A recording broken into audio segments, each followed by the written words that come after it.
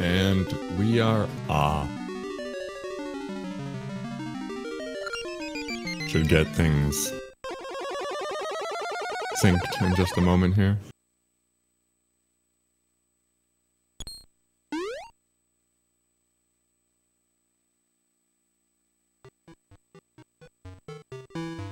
Now for a quick and dirty rundown of the story of this game.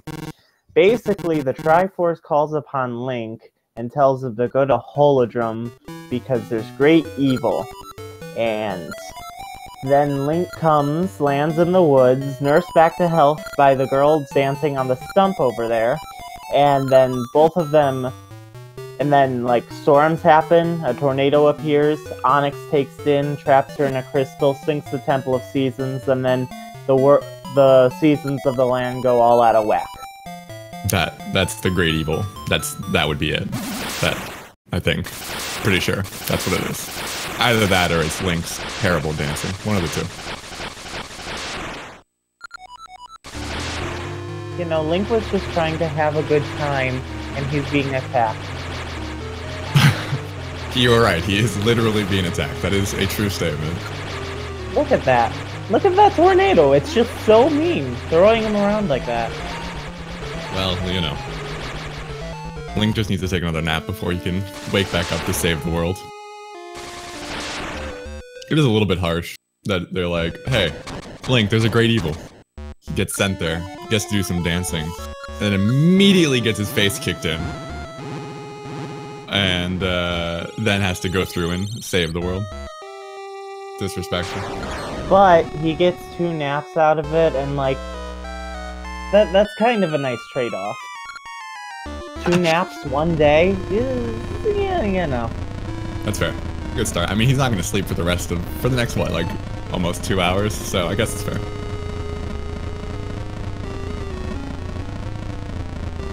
Oh. That tornado was also the knight in shining armor that you see chaining up Din. Oh yeah. He spins on his head like a top. I'm pretty sure that's how he makes the tornado.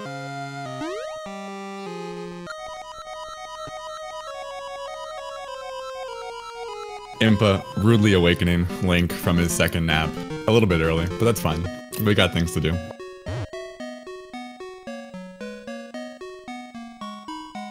So Mighty mentioned how the seasons are all out of whack. That's sort of the main gimmick of the game as a whole. Seasons is all about the changing of the seasons and everything being incoherent, going from one zone to the next. So we're gonna have to navigate the world as it shifts in season. But before we can do all that, we need to grab our trusty wooden sword. So we go through the Hero's Cave to do our introduction into Zelda, where we learn how to push blocks, we learn how to not fall in holes, and we learn how to get hit by keys over and over and over again.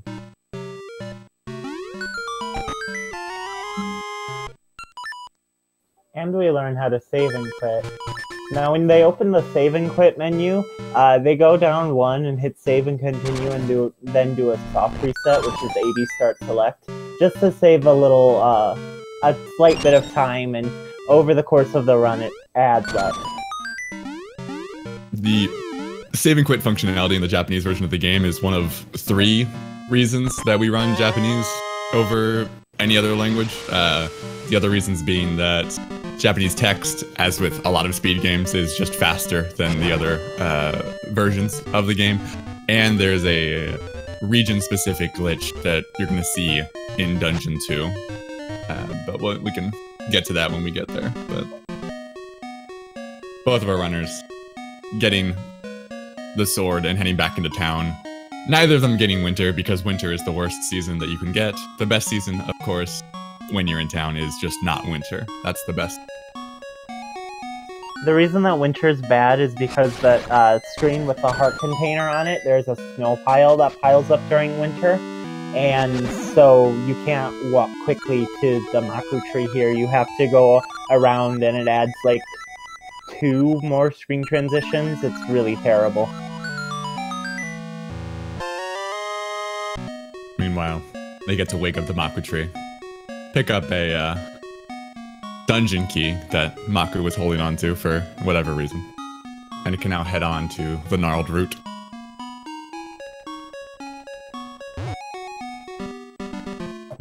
see them. Well, I mean, first they put a key into a rock to make the tree rise from the ground. Who designed this tree, and who designed this keyhole? Because I'm very concerned and confused. You would think there would be, like, it seems like a very Nintendo thing that they could do is have the engineer character that you find in town that just mentions that he put keyholes everywhere. I'm surprised it hasn't shown up at some point. I would appreciate if the engineer character looked like Mario. I mean, it does fall in line with Nintendo subtlety overall. Meanwhile, entering into the Gnarled Root Dungeon, we get our first official Zelda Dungeon. Very simple, straightforward dungeon.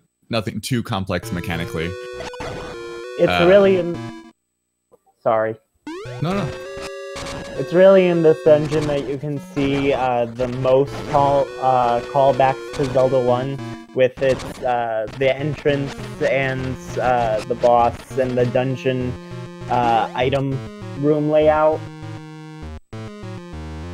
So now you can pull out your Seasons commentary bingo cards and check off the part where the commentators talk about how Seasons started off as a Zelda 1 remake before getting shifted over into its own game. So, Mighty talking about the callbacks to Zelda 1. You're going to see a lot of that, not only to Zelda 1, but to a number of many other Zelda games. Heavily due to the fact that it did start out in development as a Zelda 1 remake.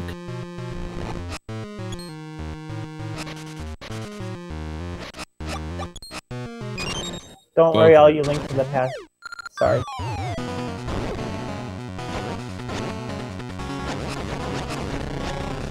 Both getting a decent mini-boss, neither getting the quick kill, but it didn't really deter them that much.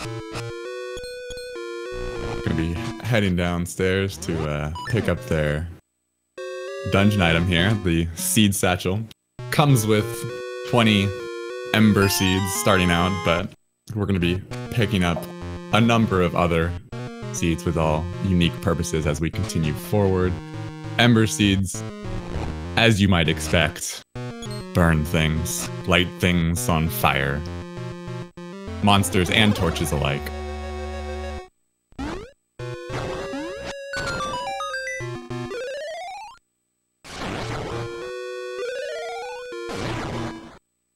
We mentioned how Dungeon 1 is fairly straightforward and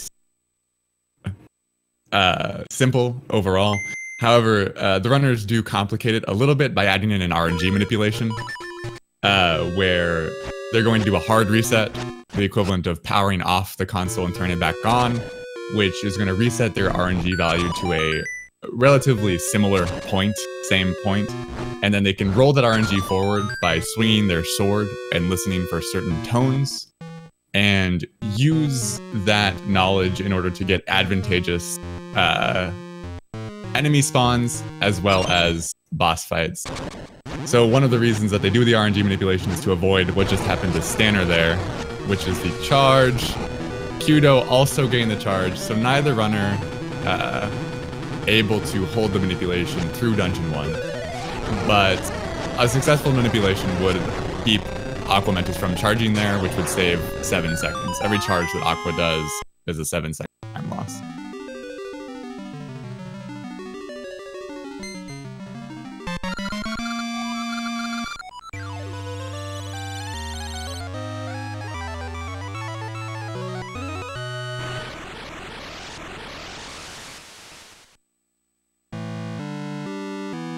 Now they got the first MacGuffin of the run. There will be 8, and they will save the world.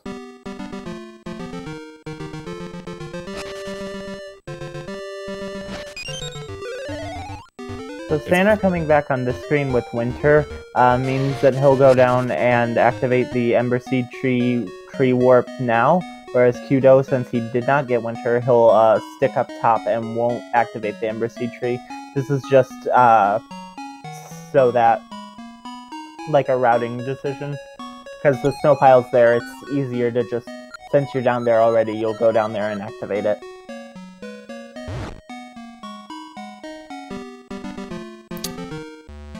Now you can see Stanner over there coming into contact with our good Subrosian lady friends, Rosa, who we need to hide from as she's trying to make her way back in to the underworld that is Subrosia.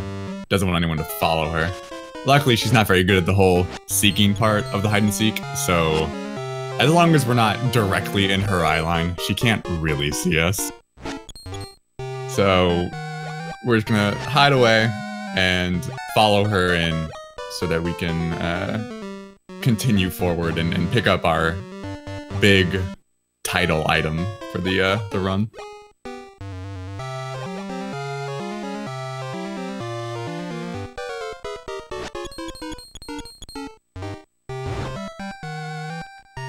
It's my theory that Subrosians have bad peripheral vision due to the fact they're always wearing hoods. It's fair. I think it's a reasonable assumption to make. Or it's a situation where it's like moles. Moles are underground all the time, so they're not really good at seeing in the light. So Rosa can't really see that well at all. Their eyes don't work that well. But And that's the problem. how would that explain the Strange Brothers coming up later?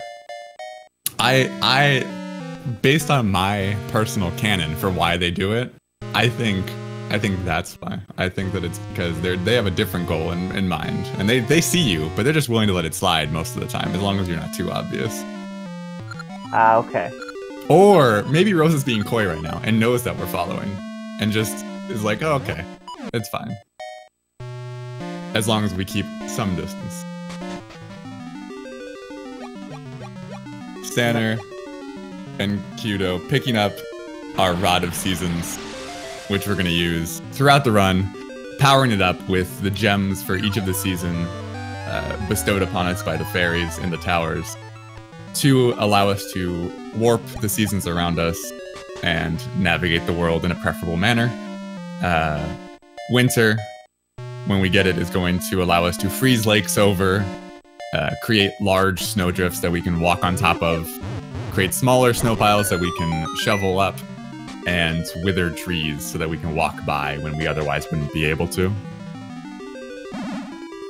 Now, these fairies were strong and powerful enough to create the Rod of Seasons out of nothing down in the chamber, but not strong enough to empower them with their own seasons. I think they're just kind of lonely. Yeah, they just wanted a friend. Yeah. It's fair. Also, when you regularly play this game, you have to go through this horrible mini-game called Subversion Dancing to get the useless level 1 boomerang. But you have bombs, and you can throw that over the lava pit to hit the switch. So you can... it's completely possible to skip Subversion Dancing entirely. Which is really for the best. Unless you want the Dimitri Flute, which I don't think either one will go for. That requires 6 rounds of Subversion Dancing. Also, as you saw Stanner do there, when he came out of the transition there, it was a fading transition, so he mashed start so that he could immediately change his equips and then start moving immediately rather than waiting for the fading transition to go all the way through. That's a slight optimization to save some time.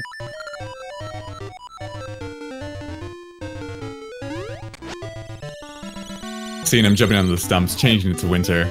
Standing here, gonna climb up the stairs before falling down a chimney, where he's gonna meet a naive young woman who thinks that he's Santa Claus and asks him to shovel the snow in front of her house as his gift to her, because she really dreams big for her wishes for Santa. You know? She's so against the physical labor that that's her desire. It's a shame.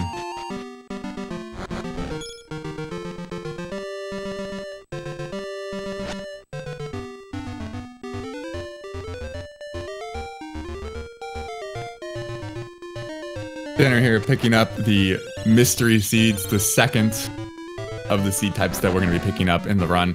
Mystery seeds we only use in one instance. We use it 2 times right after each other, only required for one of them. But it is absolutely necessary that we do use them, so we need to pick them up. But aside from the single use, we would be able to skip them.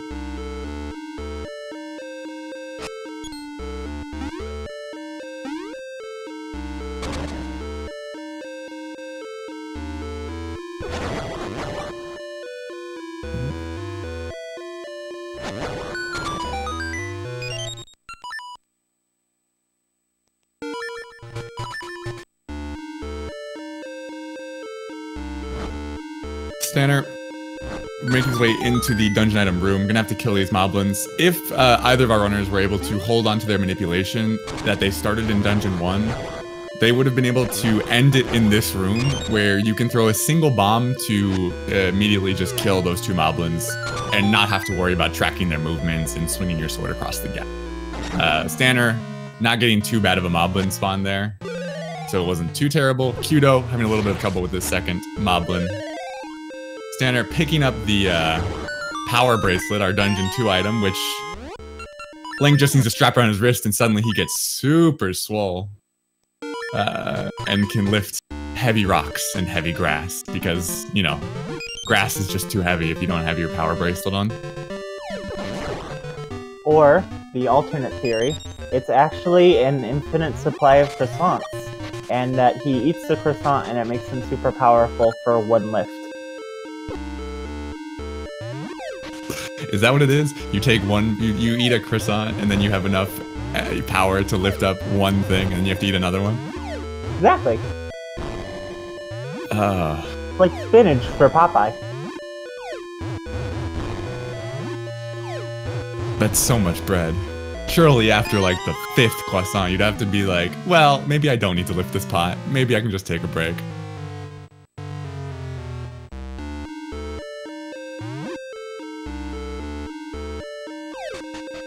That one room that they did was actually a timed room, but usually you don't have to worry about it, because usually people go fast enough. Sometimes, though,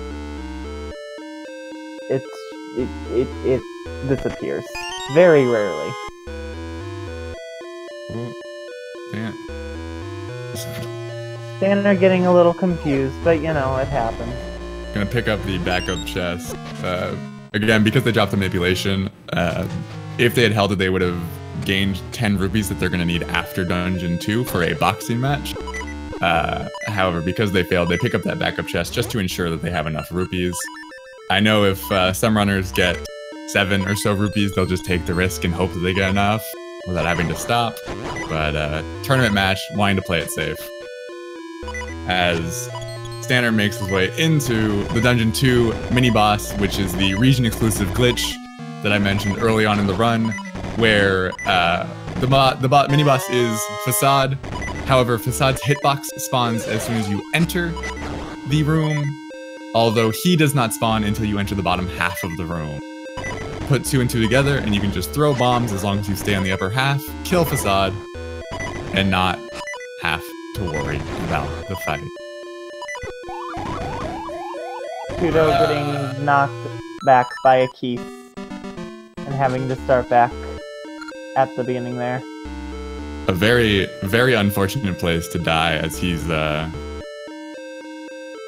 was just in the room before the mini-boss, where he would have gotten the warp to return.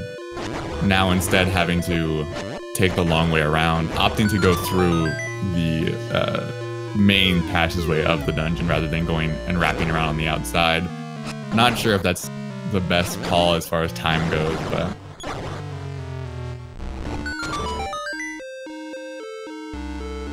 showing that the dungeon is entirely interconnected on the inside, so you don't actually have to go outside to get back in on the wrap around this way. As Stanner is fighting your friendly neighborhood Dodongo. Just looking for a little dinner, so Stanner's obliging and feeding him a nice spicy treat. Spicy treat doesn't really agree with his intestines. Neither do the spikes, I think. Well, those spikes... Sorry. A pretty bad combination of exploded intestines falling by having them stabbed by sharp metal. How else do you release the explosion? Do you think that's what happens at the end of the fight? Is he just deflates entirely? There's just all the air leaks out, and it's just like the hide of a Dodongo left behind. Probably, yeah. We're going to go with that. Okay. qdoe here, unfortunately, activating Facade, but getting a good pattern and doesn't really have to take too long on him.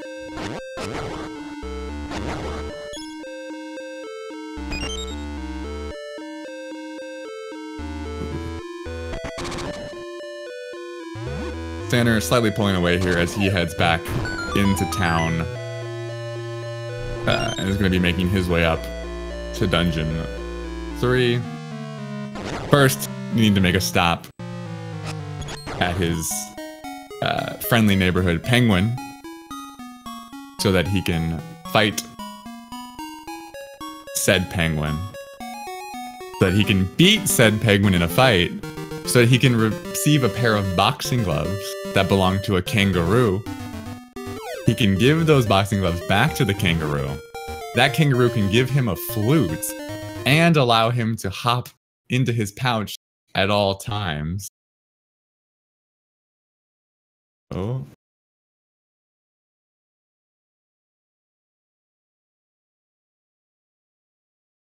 All right, looks like we have some slight technical difficulties as Stanner's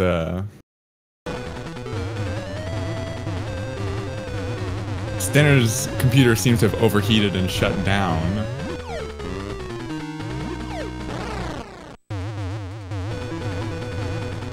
As he's trying to power back on at the moment. So he can get back in to the match.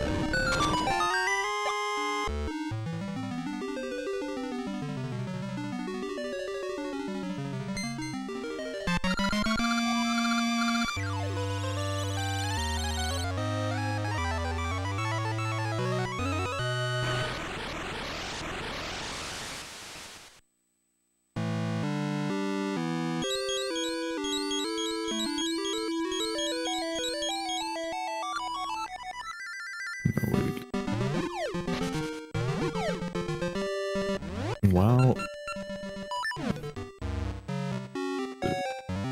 not a great situation on Stanner's side over here.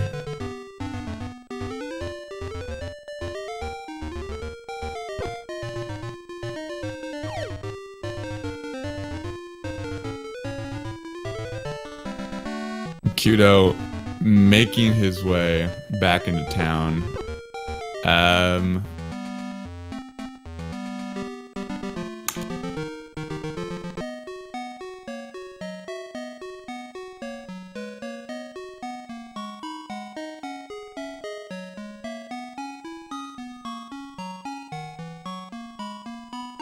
We'll see. Hopefully Sttaner can get back into the race here. Unfortunately, technology not complying in a preferable manner.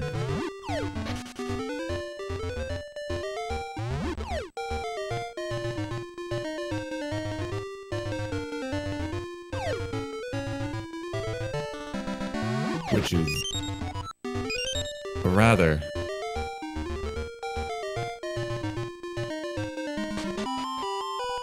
not ideal.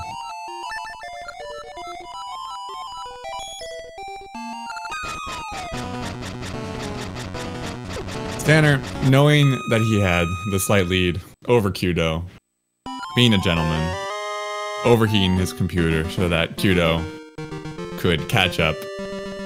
Just the overconfidence here, knowing that once his notebook is back and ready to go, he's gonna hop back in this and just make the comeback of a lifetime.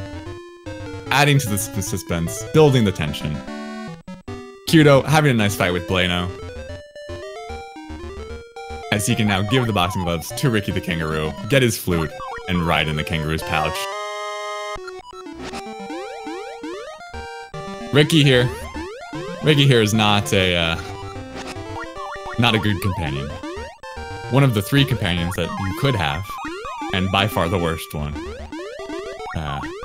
Part of the reason, much of the reason, is due to how Ricky jumps. Ricky does a set distance jump every time. So if you're not at the edge of a screen for a transition, Ricky will do another full jump, even if you only need half a jump or a quarter of a jump to get to the edge of the screen. So every time that happens, you're losing time. Ricky also rolls RNG every time he hopped, which makes it more or less impossible to, it makes it very difficult, if not impossible, to do an RNG manipulation here that could potentially be useful for an RNG section that we have coming up with in Subrosia, as we're going to be entering into there. We'll keep an eye out on Stanner to see if he can get his computer up and running and he can get himself back into the race. Hopefully, he can. A very unfortunate circumstance for him. But technology, doing tech things, overheating.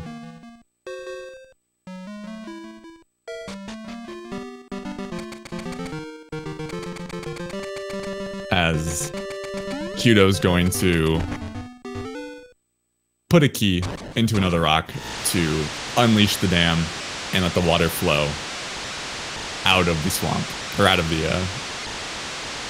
reservoir, essentially. I always wanted to know what Skull Swamp looks like when it's not flooded with the water from the reservoir. Is it all dry and gnarled? No, I think we took care of Untitled Dungeon in the first dungeon, right? Yeah, true. You make a good point. You may have seen when qdoe came out of the underground area, he passed by the entrance to Dungeon 3. However, it was raised up with no way for Link to get to it.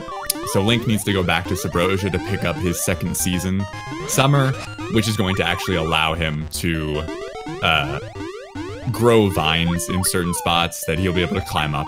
He's going to need that to get into Dungeon 3. And here you can see the reason why Ricky is nice as a companion for this run. You can jump through snow piles. That's really helpful. The other companions can't do that. That is true. You can also punch through bombable walls, and he's the only companion that can do that. And you saw qdoe get a square jewel. That jewel will be required to put into a wall to open the area to get to Dungeon 6. qdoe trying to get in one of 4 spots here for a star ore. We'll see if he... Never mind. He got the first try. Amazing. qdoe's gonna take that star ore, take it to the shop, buy a red ribbon with it to give to our nice Subrosian lady that we saw earlier on, who happens to have lost her bow and is now mourning by the shore side, awaiting someone to give her a new bow, where she agrees to then go on a date with us, and we can now make our way forward. She has a nice little key that unlocks any door, which we're gonna need. Now here are a few standard dating tips that you need to know. Tip number 1, run. Always run to your location and run back. It's very important that you keep on running.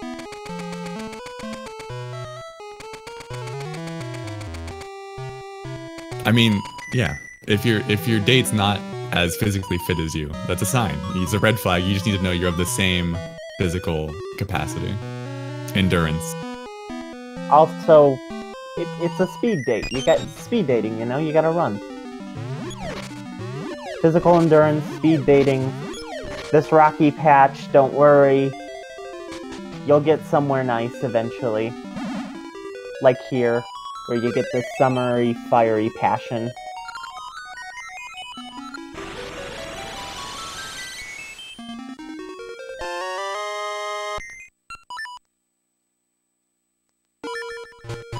And, of course, now that we have reached our goal, we've completed the task that we need to complete, this date needing to come to a close, what's the most chivalrous and respectful way to end a date, Mighty?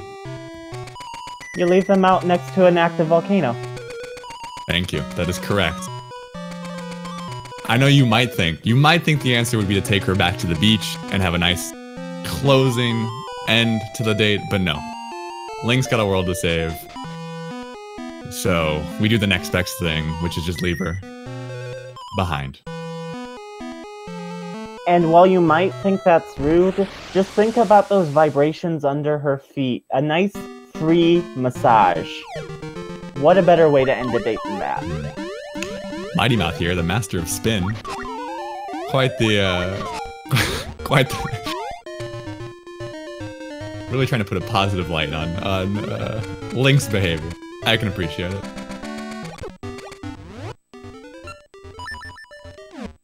Ooh.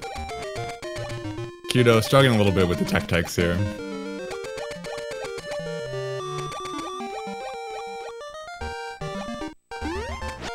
We're going to be able to change our season over this summer, climb up those vines, and head into the poison moth's lair.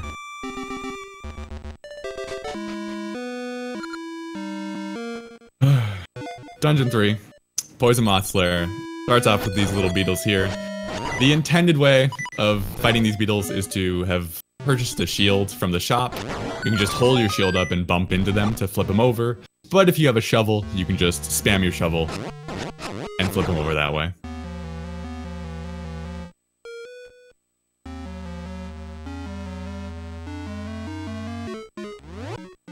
qdoe about to make his way into the hand manipulation room, where he's gonna try, or I don't know, we'll see.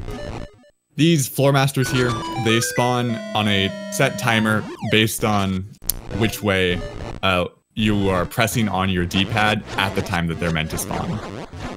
It looked like he actually was fine with the manipulation if he had just committed to it, but I think he got a little bit concerned there at the end and decided to swing the sword. Of course, you do want to be a little bit cautious, because if a floor master grabs you, it will take you back to the start of the dungeon, which is annoying, not only for initial time loss reasons, but also for your Pegasus Seed reasons. The Pegasus Seeds qdoe picked up a little bit earlier on his way, allowing Link to boost his speed for a limited amount of time, but having a limited number of seeds that he can use before he has to get a refill or a seed drop from a random enemy drop. Obviously, this game's sort of take on the Pegasus boots that you find in LADX or A Link to the Past. I tend to find it a little bit more enjoyable just because you have more mobility control as opposed to the boots. And I think it's just a nice feature. Sure, it's limited, but you're going to be getting seeds many times throughout the run, so it's not too big of a deal. But part of the problem of getting sent back to the start of the dungeon is you are missing out on those limited seeds that you've used to progress forward. So you just want to avoid... It's one of the extra time losses that you incur as a result of death or getting grabbed that you may not necessarily experience when you're playing a different Zelda game.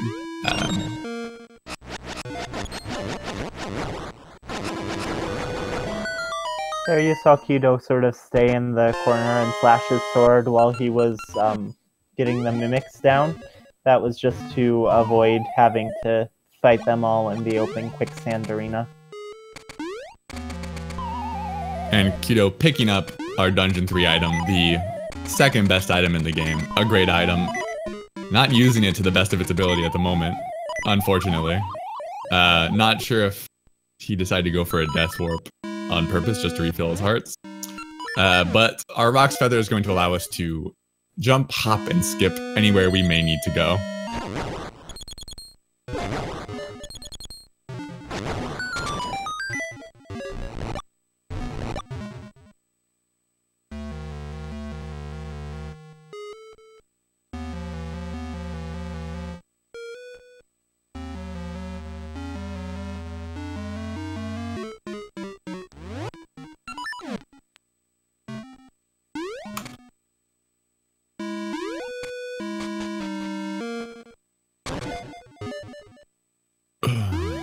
Looks like qdoe will not be going for the little quick jump here. It's kind of difficult and it requires a second frame jump on the thwomp, because when platforms are moving in like a vertical direction in this game, if you jump on the first frame, you jump straight up without any horizontal movement. You have to wait for the second frame to jump to actually make some horizontal movement. We will be keeping tabs on Stanner to see if he's able to get things up and running. He's not forfeited out of the race, so hopefully we can at least get him back in to finish.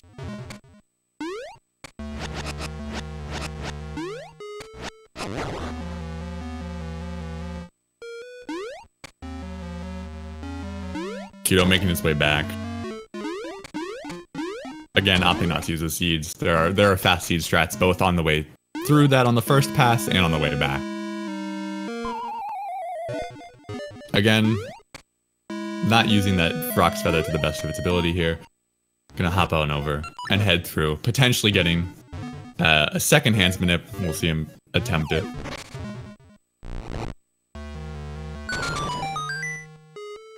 Of course, the benefit of the hands manip is primarily due to the fact that you just avoid having to swing your sword, because every time you swing your sword, Link has to come to a full stop on his momentum, do the sword swing animation, and continue forward. So by minimizing the number, this is true of the entire run, by minimizing the number of unnecessary sword swings you have to do, you end up saving a lot of time. So you just want to, anytime you don't need to swing your sword, you want to avoid it as much as possible. Here we get to see a Cthulhu-esque squid. It's true. We got squids. Fortunately, Link. there are no kids. I mean, Link's a kid, kind of. He looks like a kid, right? I mean, they all kind of look like kids in the game. That's true. But Link was the only one who was able to stay fresh here. True. It turns out that the kids were, in fact, greater than the squids.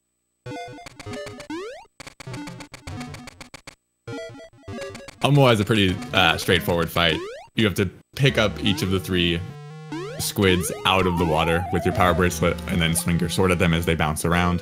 They take 4 swings each, and they bounce conveniently 4 times.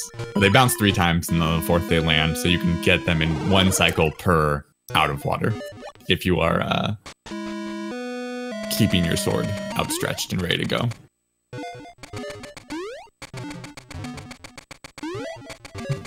qdoe picking up the boss key, doing a save and quit, and making his way now to fight the poison moth. Everybody remembers their 2 favorite bosses from Link to the Past, Mothula and Moldworm. Here, they're combined. I know you're excited.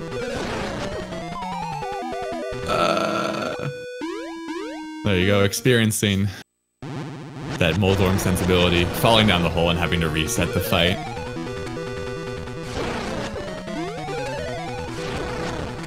Just, okay. You're worrying on me a little bit with that second fight.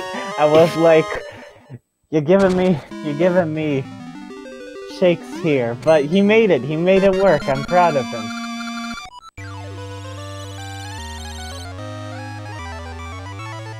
Grabbing the bright sun, I'm gonna be able to head on out, progressing towards Dungeon 4.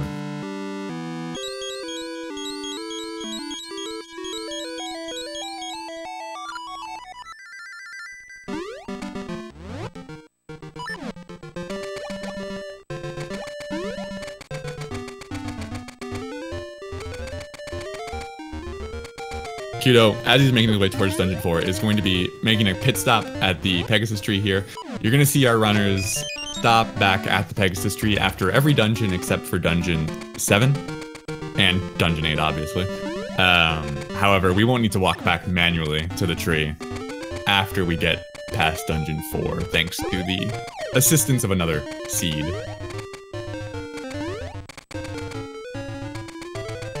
progress forward,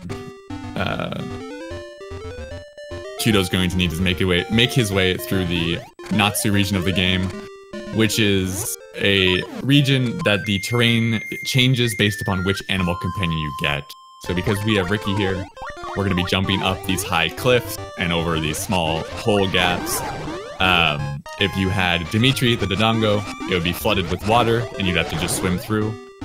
If you had Moosh, the best companion, you would have a series of a long string of holes that you would have to hover over. My co-commentator here likes to believe that Moosh is the best companion, but it's okay. Mighty says like to believe, I say observe. Objective fact, that's fine. That's fine. We will be getting to see the, my favorite companion here coming up soon.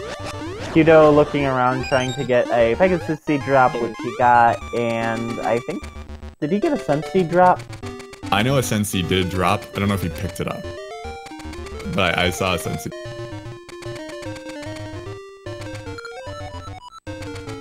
Saying hello and goodbye to the Moblin King there. Yeah. He entered into Sunken City. Now, fun fact about Sunken City, it's not always been sunken. It was sunken because the seasons got messed up, and it stays this way after the seasons get fixed. So this is some horrifying stuff that happened to the city. I'm just amazed at how quickly they were able to secure that name change. I mean, the seasons just went down like 40 minutes ago, if that, already. Sunken City, that's pretty impressive. Yeah. Everyone was on top of that immediately. Although I guess if your town does flood, you'd probably be pretty quick on the name change. I've just got to be curious, what exactly did the Master Diver do before Sunken City was Sunken City? Did he just, like...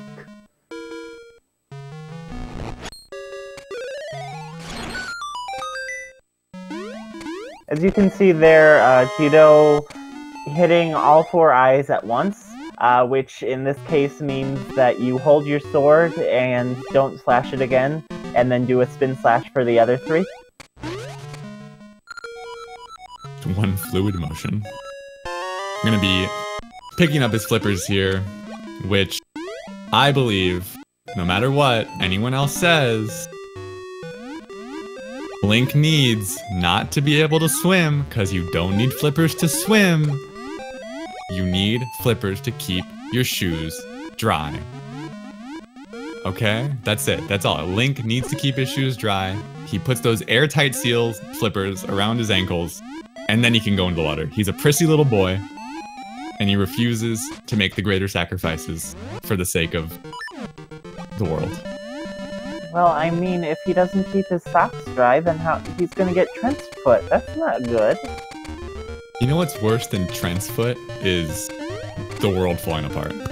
I'm just gonna throw that out. I'm gonna throw that as a potential counterpoint. And if he wins and the world is saved, he now has an exorbitant problem with his feet.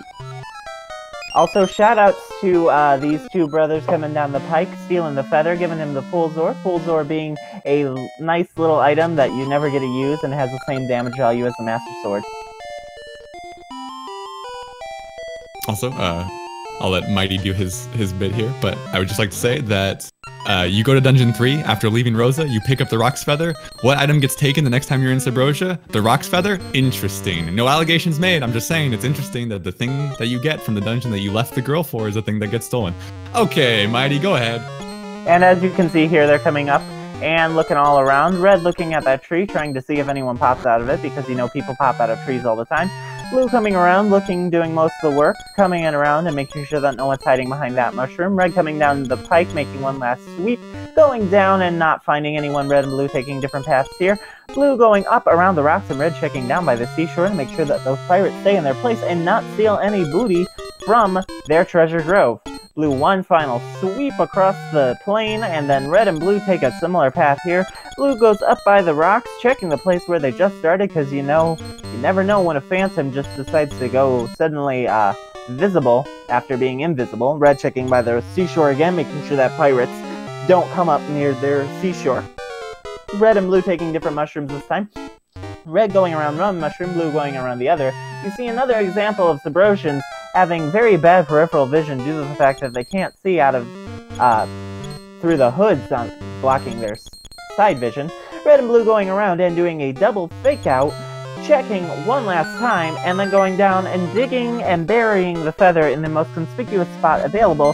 Link digging up that feather and grabbing it and dropping the full Zor like the noble intentioned guy that he is, grabbing it back, and now he has a way to jump again. And now that Link can jump, he's going to be making his way to the Tower of Spring so we can pick up the third of the 4 seasons that he's going to need to progress. Gonna do a little hop and a skip here, unfortunately into the lava this time. Not doing it on the second time, which is a good speeds tech. Gonna pick up the rock to open up a shortcut that he's gonna use a little bit later on in the run. And is now heading on into the side scroll area.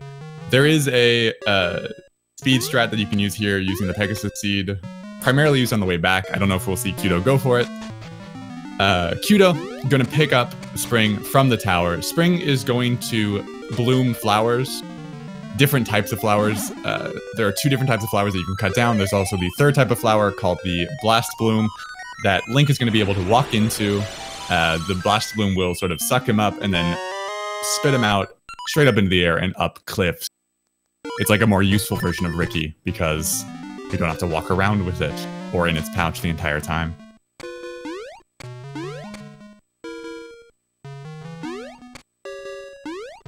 qdoe not going for the speed strat on the way back. Instead, going to be making his way out of Subrosia and putting Spring to good use. You're going to see one of the very few glitches that exist in this game, the other being the region-exclusive Facade and maybe the Master Diver challenge there, if you consider that a glitch. I'm not sure if it counts, technically. Where qdoe is going to pick up this cuckoo right through the rocks there. By pressing up against that mushroom on the previous screen, Link pushes himself 1 pixel further up into the rocks than he would otherwise be able to, and that pixel is just enough for Link to be able to grab through and continue forward. Link's going to climb up these stairs, pick up some bananas, and go ahead and move forward and give those bananas to the best companion of all time. Even if he's not your favorite companion, it's okay for you to be wrong and not love the best companion. I understand. This is Moosh. He's blue, he can fly, he has little white wings, he can butt stomp. Everything about him is great. Again, he's objectively the best companion, and in no way is having another opinion bad. It's just wrong. And that's okay, I forgive you. But you just need to accept that you're wrong. I will concede that he is the most adorable companion. That's a start. I'll take it for now.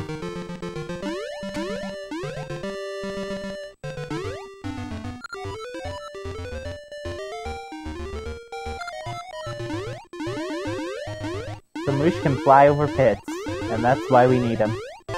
He's like all the best versions of Ricky, except he can't hop up a cliff. It's true. qdoe also picked up a bomb drop from the flowers that he cut before getting onto Moosh, which means that he will be able to skip the bomb chest at the entrance of Dungeon 4. Also opting to pick up those guaranteed heart drops from those bushes there, just to make sure that he is a little bit more healthy. He's a healthier boy. And if you're wondering where all the bombs went, in order to ride Dimitri, we had to give bombs to some children to defend their village, because nothing screams a safe, defended village than young children with high explosive bombs. qdoe getting hit by a key stair, messing up that jump. Also, able to make that jump just by placing Link between 2 tiles, and that sort of separation between the 2 tiles, because both tiles try to pull you into the hole, gives you enough time to sort of just push forward and get across. We use that tech in a number of different places throughout the run on certain jumps to do a couple of unintended things to make the game a little bit quicker and skip over certain parts. Link, qdoe making his way into the Dancing Dragon dungeon. Our dungeon 4, which is the real turning point, in my opinion, of the difficulty of the game. I think that Dungeon 4 is the most difficult dungeon in the game by a pretty wide margin, based primarily on where it is and how much chip damage you end up taking. Getting a Pegasus seed drop there, that is nice. Very nice. I know that this pot room doesn't really demonstrate why I would think that this dungeon is particularly difficult, but we'll get there. We'll get there.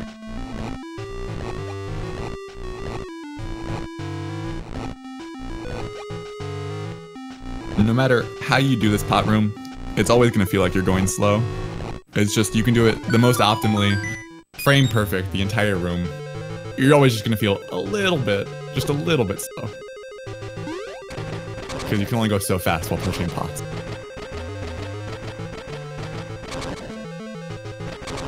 Because those pots are laden with heavy thoughts.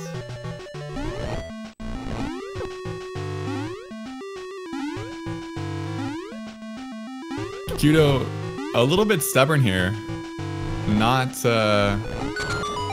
pulling out the sword, opting around, or opting to avoid the Zols altogether, taking a little bit of damage there, not opening up a menu. Not sure if that was necessarily the best call for him, both health-wise and time-wise.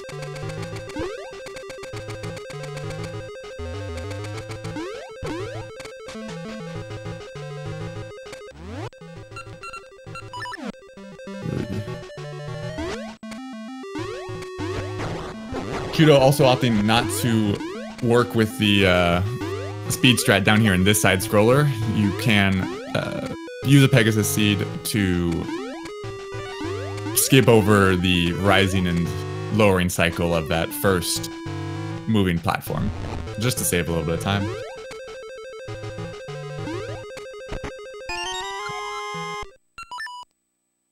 Navigating the dark room, picking up the small key, and heading forward. Fortunately, at this point, we don't have an update on... Or we know that Stanner's computer still overheated, not working out at the moment. Again, as soon as he's either able to come back in or we see him drop out of the race altogether, we will let you know.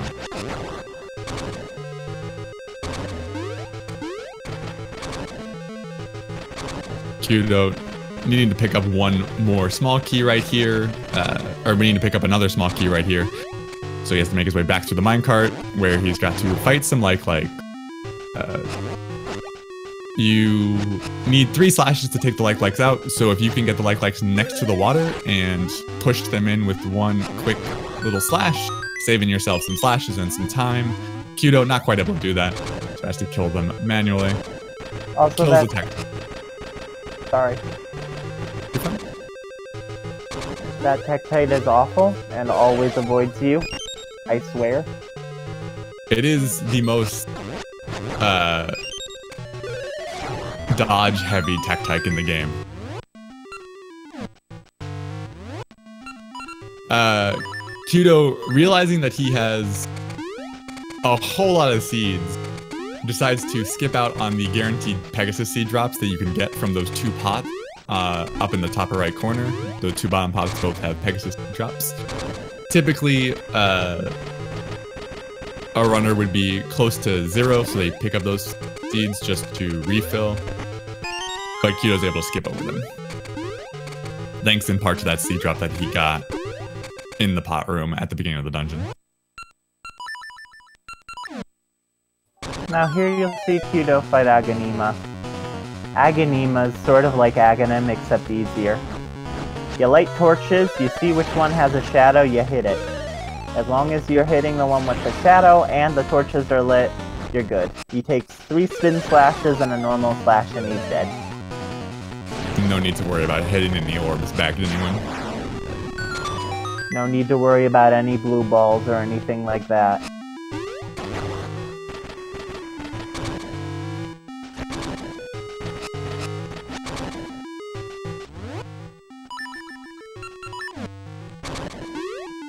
After dispatching the Gunuma, qdoe is now going to make his way to pick up the Dungeon 4 item, which is a little nifty little item that's going to allow us to throw our seeds far, far away. It's a slingshot. Slingshot uses the same seed reservoir as your seed satchel, so when you use a seed from your satchel, it gets deleted from the slingshot and vice versa. Okay. Not sure. That's an interesting routing decision. Also interesting to use scent seeds here. Yeah. So hopefully qdoe doesn't save and quit out of this boss key, because if he does, he might be in trouble. Also, being very stubborn here with the keys surrounding. You can make that jump. It is slightly tight to make, and when you have keys circling around, it is typically just safer to go the intended way around. qdoe getting a little bit punished for his risk-taking and stubbornness there. Picking up the boss key here. Well, not after a nice little situation. Alright. Unfortunately, qdoe taking the death from the from the tech-tyke rather. And this is not going to be great because the minecart is going to not be there, as far as I understand. Yeah, it's not. So qdoe is going to need to go back to the start of the dungeon and wrap around. Basically going going back to the start and having to redo everything he did at the start of the dungeon. We'll see if he's able to... Okay, yeah. So he picks up on it, realizes he's not going to be able to hit the torches without being in the mine. Okay.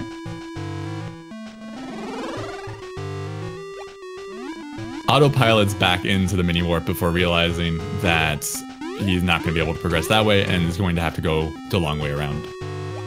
Unfortunate. Just routing error on that side, but we're going to see him make his way back around and hit those torches, carry on forward.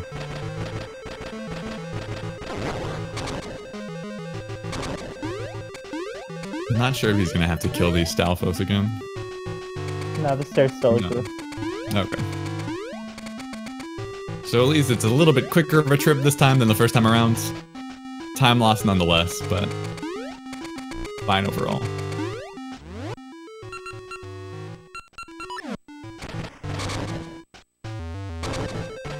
Might see qdoe decide to... Don't save him. Okay.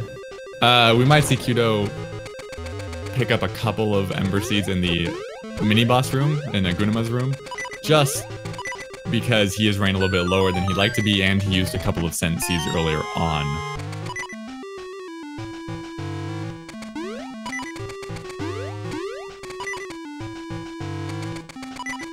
No, not gonna worry about it. Gonna say he has enough. And carry on. I'm kind of surprised he didn't go pick up some hearts. But I believe in him. There are and two his ability. guaranteed heart drops. Before that's a lot of damage. The reason he's using the Gale Seeds here is just so that he can one-shot them. Ooh. Taking the death from the Beamos there. Going to have to head on through, defeat those Wizrobes again, which is obviously a time loss just in the name of dying and being a time loss, but also a slightly larger time loss because it means he's going to be running low on Gale Seeds. And he's going to need the Gale Seeds because they're going to allow him to teleport. So he's going to probably need to make a stop at the Gale Tree, or he's going to want to make a stop at the Gale Tree after this dungeon just to refresh them, get a nice little resupply. We'll see if he is aware of that and is just cognizant of the fact that he might be putting himself at risk. If he doesn't, he could also opt to not go to the Gale Tree and sort of play the risky game and just hope that he's going to get a Gale Seed drop. But at this point, I don't think that would be a wise decision. Gets that jump first try, bufferless. That jump is very tight to do bufferless. I think it's a 2-pixel, like a 2-pixel window that you can make that jump from. Gets the jump and is now going to head in to the boss of the Dancing Dragon Dungeon, which is, of course, Crab. One-eyed giant crab. Goma. Okay, qdoe. So what you're gonna see him do here is line himself up so that he's shooting past her claw. What you're intended to do is hit her claw off with 10 flashes and then hit her eye 5 times. But if you shoot past her claw and hit her eye 15 times, she just dies. And if he touches her, he's gonna die, so he's gotta be extra careful. The only seeds that do damage to her are the Scent Seed and the Ember Seeds. So this boss is literally the only reason why runners get Scent Seeds. If, qdoe getting the kill on his last Ember Seed, draining his supply of both Scent Seeds and Ember Seeds there. If he had run out of Ember Seeds, he could have switched to Mystery Seeds. Mystery Seeds take on the effect of one of the other 4 seeds. So there's a 2 in 4 chance, or a 50% chance that it'll do damage, and he would have, I assume, would have tried to just go for the RNG there. He also could have cut the claw off, which resets Goma's health, but also makes it so that Goma spawns little Goma larvae that you can kill and can drop Ember Seeds, Scent Seeds, so on. So luckily, didn't have to worry about any RNG, both on the Mystery Seed side and on the cutting the claw off side, because when you cut the claw off, Goma's RNG and evasion sort of go through the roof, where she'll just start closing her eye, moving side to side, not really wanting to fight at all, goes into sort of flight mode. Not literally, just runs away. So we don't have to deal with any of that. qdoe not picking up all of the not picking up all the Pegasus seeds from that tree when he made the slash there. Also not stopping by the Gale Tree to get a refill on Gale Seeds. So we're gonna see potential risk here. Only 6 Gale Seeds left. He's going to need more than that. But we'll see whether or not he can get a drop as he moves forward. But before we can make our way into Dungeon 5, we of course need to make another trip back to Subrosia so that we can pick up our final season, Autumn. The Tower of Autumn is blocked behind a series of large rocks that we can't blow up with our normal bombs, so we instead have to go pick up a superior bomb, the Bomb Flower. Not only is it a stronger bomb, but it's also a smart bomb. It's so smart that it knows not to blow up Link, but just to blow up the rocks. What a sweetheart. What a kind bomb. Not hurting us. This is what you get with your freshly grown organic bombs. Is that what it is? Is that it's local grown? 100% locally sourced in Subrosia. I see. From the finest quality of the lava lake. qdoe, I'm gonna talk to these Subrosians here. These Subrosians work at a furnace. They want some of the ore chunks that these rocks supply, so you help them out a little bit in their quest and get yourself into the tower. Autumn has 2 main functions on the world around us. It will cover holes with leaves so that the Link can walk over pits. Again, closest Link is ever going to get to RTA pit walking. And the second thing is that it ripens mushrooms. So mushrooms turn to stone and are immovable when it's not autumn. So you turn it to autumn and you are able to pick up the mushrooms and throw them out of your way. we're only going to be using that second feature of Autumn, the mushroom feature, in the run, as there's just no real point where we need to be walking over pits. I mean, it'd be nice if we could, but that's not how it works.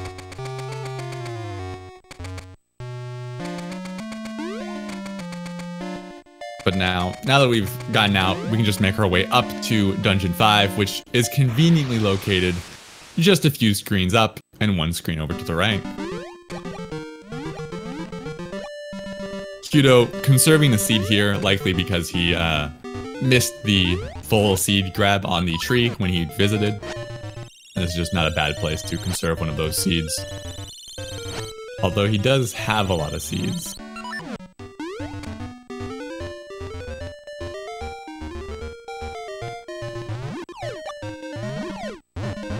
There we go. qdoe throwing that first mushroom off of the screen because the mushrooms have a weird property to them where if one of the mushrooms is bouncing on the screen after being thrown, you can't quite yet pick up the next one. So it's faster to throw it off rather than wait for it to despawn.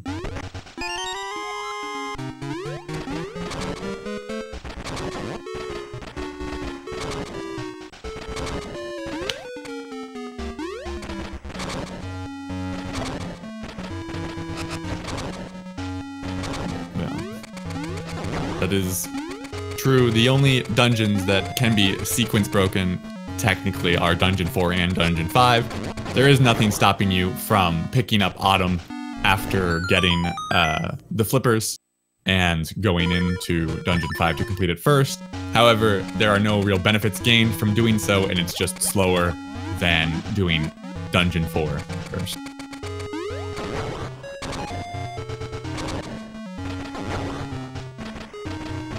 Did he?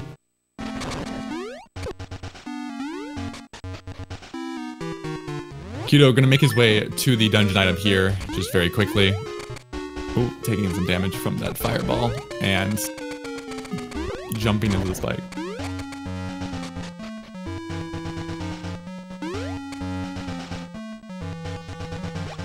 Alright. qdoe not using the Pegasus seeds on a screen that has the dreaded P-hats. I respect his courage and bravery here, not trying to get out of there as quickly as possible because P-hats are terrible. And now qdoe gets the dungeon item, the Magnet Glove, which confirms the my theory of that Breath of the Wild is merely a port of Oracle of Seasons, because it has both jumping and magnets.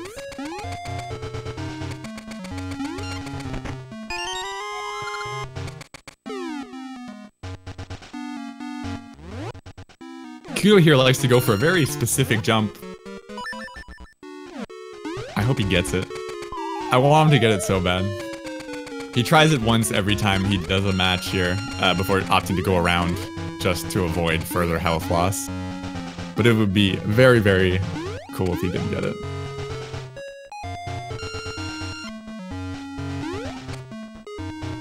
qdoe entering into this room with 2 mini Moldorms and 2 Helmasaurs. Gonna have to make short work of them before heading into the 4 Armos room. You can use the Magnet Glove to pull off the helmet of the Helmasaur and reveal the gooey center that you can slash away, but it is slow.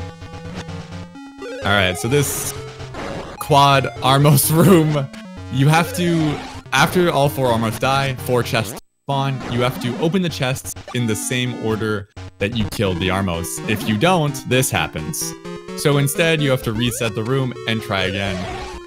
Unfortunately,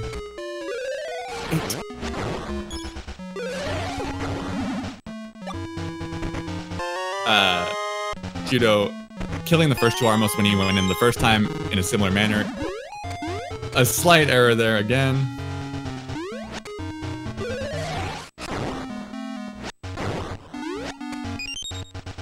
Getting a Pegasus seed drop. Hopefully 3rd time's the charm.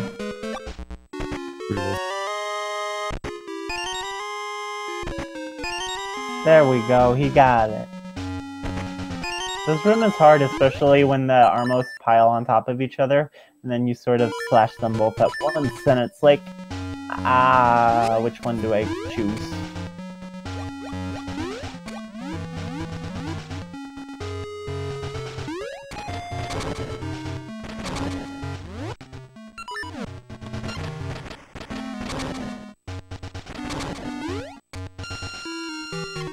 qdoe gonna pick up 2 more small keys, that being the first one. Doing a little bit of air walking there, as the Magnet Glove has a property where you can, when you're using the Magnet Glove to connect with or pull/push yourself away from a magnetic object, Link has the ability to jump out of midair. It's one of the great features of Zelda science.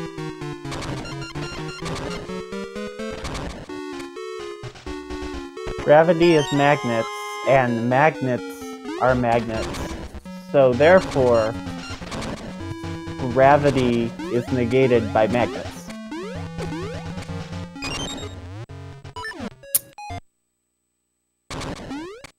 I don't think that adds up.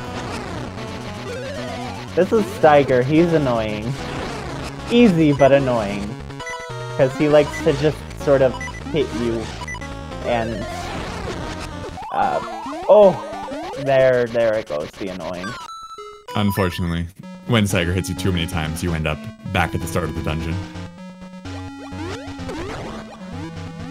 qdoe's gonna have to make his way back.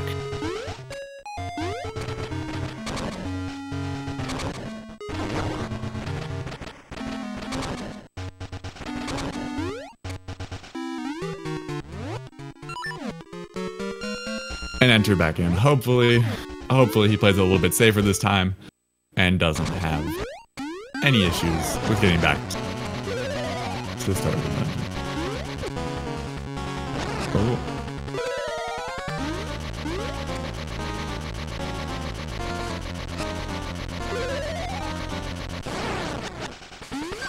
Alright.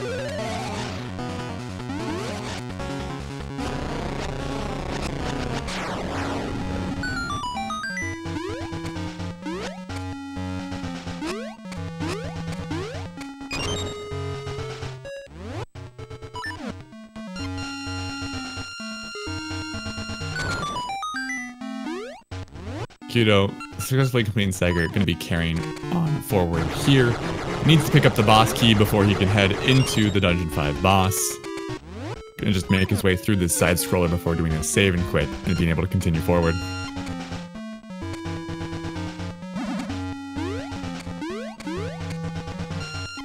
Oh.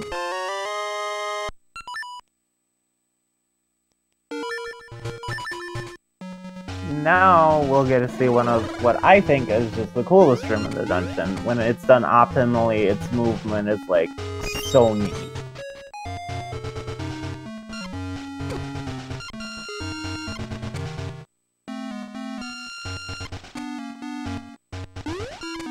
Fortunately, qdoe not feeling too confident in his Pegasus Siege strats down in this side scroller, so gonna opt to take a little bit of a slower route.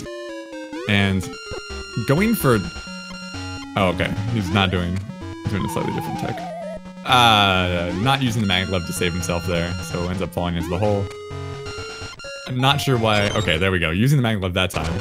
Before getting into the Dungeon 5 boss, Dig Dogger. Dig Dogger, you want to hit him 4 times with the spiked ball. After that, he will separate into 6 or so mini Dig Doggers. Each of them is crushed by 1 passover of the spiked ball. You need to do it in an adequate amount of time or Dig Dogger will reform and you have to repeat the process. As Big Dig Dogger reforms, he gets faster and faster as there are less mini Dig Doggers that make him up. So you want to try and dispatch him as quickly as possible. However, it can be very difficult given that the control over the spike ball with the Magnet Glove is a bit finicky at times, and the mini Dig Doggers can all run in very, very different directions and make it a bit of an issue. Oh, you're seeing now 1 Dig Dogger remaining in the Big Dig Dogger, and so he's jumping quite quickly. Another issue with the spike ball is that sometimes it just doesn't think that it's... The hitbox feels tinier than it should be. Because you'll pass over one and it'll be like, nah, you grazed it, it didn't really hit. qdoe getting a 3 cycle there. No deaths as he picks up the 5th essence.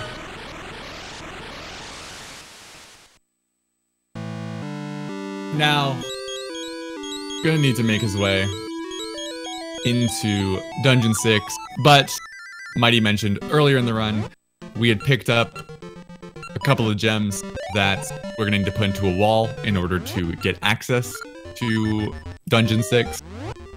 We've picked up 2, there are 4 in total, so we're gonna pick up those 2 before we head on over. First one that we're gonna pick up is being hoarded by an old man across the water who refuses to part ways with the gem until we've completed Dungeons 4 and 5, at which point he will then deem that we are worthy of the gem and hand it on over.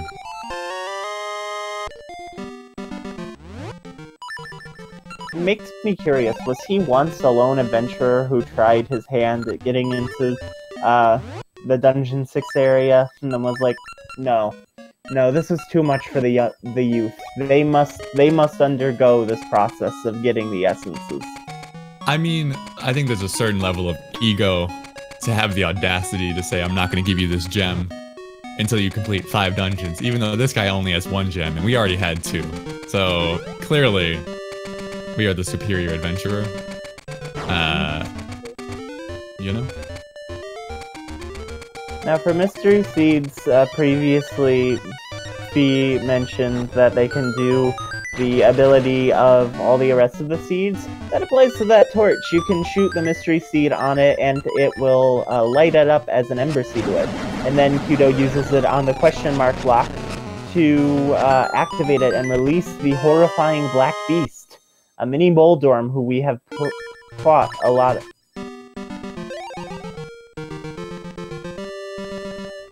Interesting choice to do a save and quit.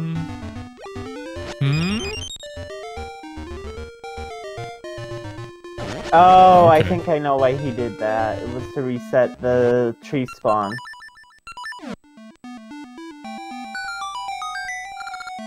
Now having... Okay. qdoe here, gonna be entering into the Tarn Ruins. You will notice the circle, the triangle, the square, the X, the classic Nintendo indicator that Seasons is coming to PlayStation 4 in 2019. Confirmed from my sources. Trust me on this, in no way am I making a joke on commentary for a Seasons race. It is 100% serious, and to assume otherwise would be false. Also, just a shout out, this is the best area in the game, this is the best music in the game, and it's great and amazing.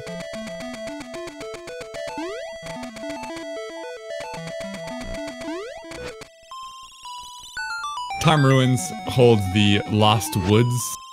The Lost Woods, we're going to need to navigate for 2 different reasons. The first is to pick up the level 2 sword, the Noble Sword. And the second is to make our way into Dungeon 6. So one of the many, many differences between Seasons and Ages has to do with how both games treat the trade sequence. As is the case in many a Zelda game, there is a trade sequence. In Ages, the trade sequence provides you a broken version of the sword that you need to take to get repaired, which means the trade sequence is required. In Seasons, the trade sequence gives you the code to navigate through the Lost Woods to just pick up the Noble Sword. So, because that code is always the same, as long as you are aware of the code, you can just go through the Lost Woods, pick up the level 2 sword, and be on your way. So Ages isn't able to pick up the level 2 sword in the run because it would take way too long to do the trade sequence. And in Seasons we can, or just because it's on our way. It's only a little bit of a detour.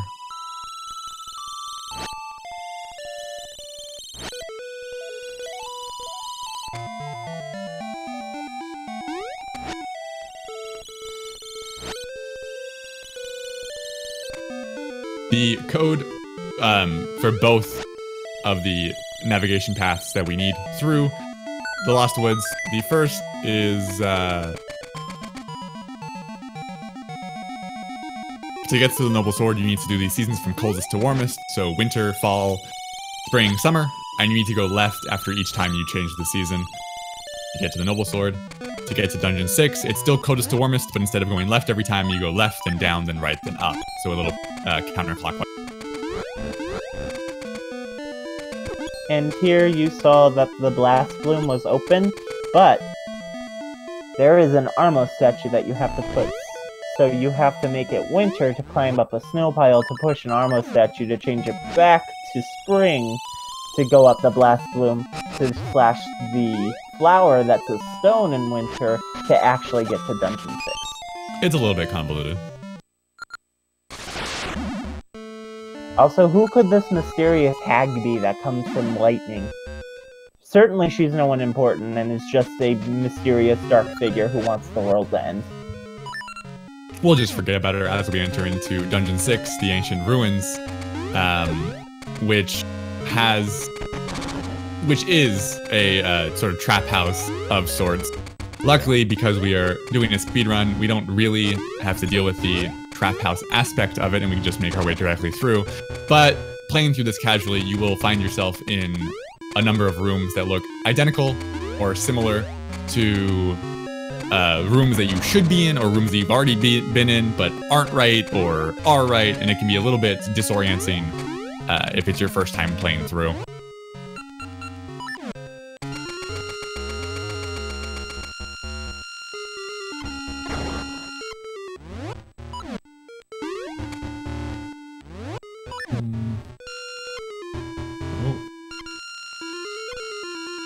Gonna pull that magnet ball on top of the button, grab the key, do a save and quit. The save and quit here is gonna be useful as far as skipping a key grab in the dungeon, so we'll be able to skip a key to open that key block that you saw on the left that qdoe just passed by. We won't ever touch that key block, and we can save some time. Oh my goodness, that was a lot of ropes in the top line. This little jump here is really tight and annoying. But it's better than having to go all the way around the room to hit the button to activate a bridge as the piles of the other fall down. qdoe making it on the third try, because third try's the charm. And qdoe forgetting where the abominable wall is. I can understand that feel, I've done the same before.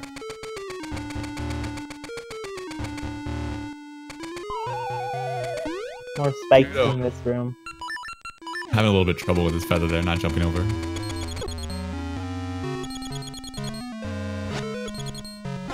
Pulling out the sword, I know that some players will not equip the sword and bait the beetles over and just shovel them into the hole.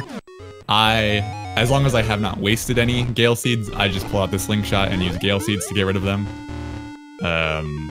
But that is dependent on whether or not Gale Seeds have been misused throughout the run.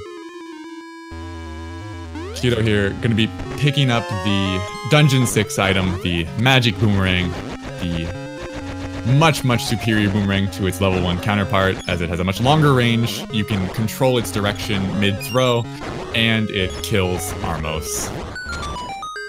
And other things. Really the best boomerang ever devised by Nintendo. It's a pretty solid boomerang.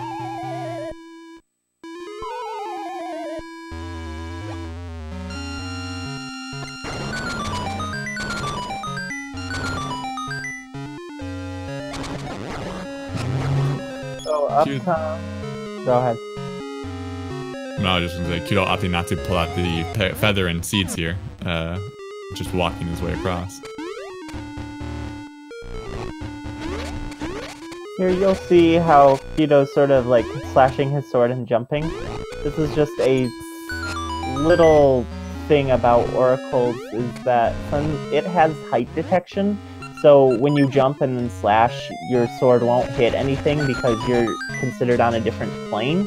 So you have to slash your sword and then jump, and sometimes that can be a little difficult to get down. It's also quite obnoxious when we're gonna see the Dungeon 6 boss Manhandla. That Z plane makes that fight more difficult than it otherwise would be, thanks to basically it works the same as with the sword as it does with the boomerang.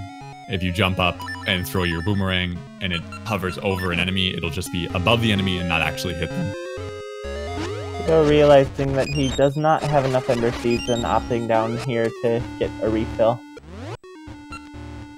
He did have the awareness to notice before he decided to hop on over, so that's good.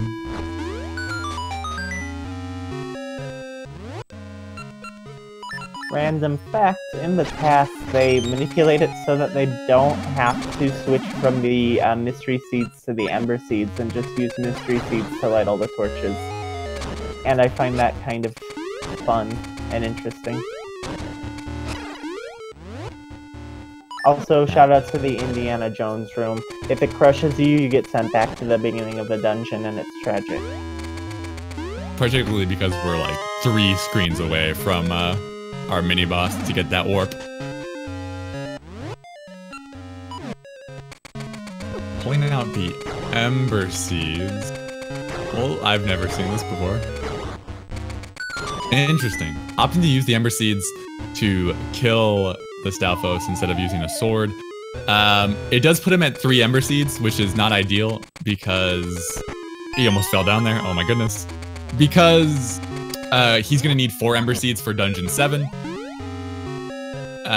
So hopefully he gets a seed drop here. I mean, he can get Ember Seeds inside Dungeon 7, but if he can get a drop here, that would be ideal. As we enter into Vire, the Imp, the Dungeon 6 boss, who has 3 different attack patterns that he can do. One where he charges in like you just saw, makes it easy to do a spin slash on him. One where he circles around like the second phase, where you can still hit him, but it's a little bit more difficult. And then one where he goes into a corner and shoots a fireball. Unlike in Ages, there is no Vire manip for Vire in this game, so we just have to kind of capitalize on the circling around pattern and hope that Vire gives us a good fight. You can end up losing quite a bit of time here. qdoe opting to pull out the bombs and go for bomb strats, as Vire decides to then stop circling around immediately after. Okay, gain 1 hit with the bomb. There's that 3rd attack pattern that I mentioned. And there we go. These bats here sort of displaying that Z plane quality, where you cannot hit them if you're not on the ground. You have to jump up and swing your sword to actually connect with them and kill. Oh. Mighty, are you a fan of 50-50 buttons? I love games of random chance. I am so excited for this. So, we have 2 buttons in this room, and one of them is the right button, one of them's not the right button. Once you press the button, it decides. If you get the wrong button, you have to reset the room and try again. qdoe getting second try there, but there's no guarantee that you get second try. There's no guarantee you get any try, because I think the record is a total of 18 tries from Saga's 14 times, or 18 times he had to go in and push the button before the staircase spawned. 18 times. That's a lot of times. The one thing that I am grateful for is that we can reset the room. Because in Ages, you have to pull 2 levers, and the door closes and only opens when you pull the right lever. So you have to keep on killing all the ropes until you get the chest.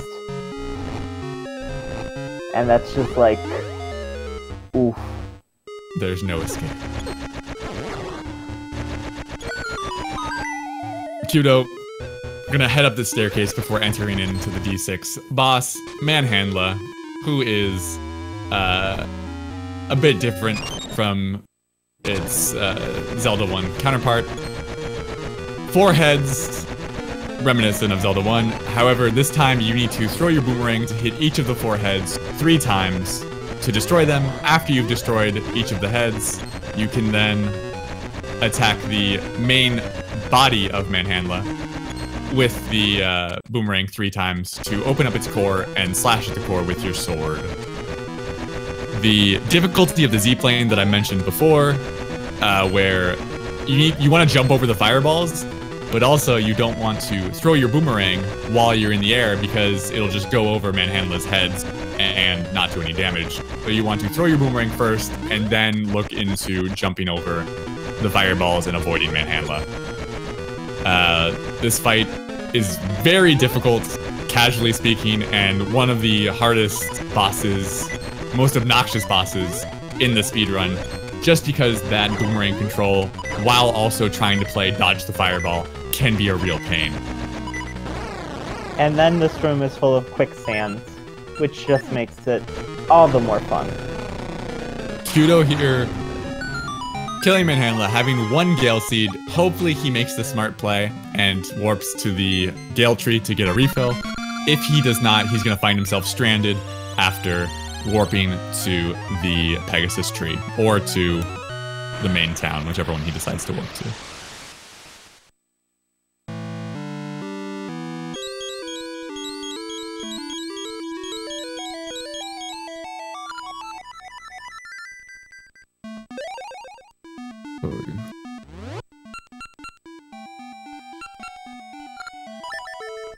Unfortunately, at this point, it appears that Stanner's computer has died entirely. He's still struggling to get it back on, has not had any success thus far, and unfortunately, it does not seem as though he'll be able to get back into the run at this point.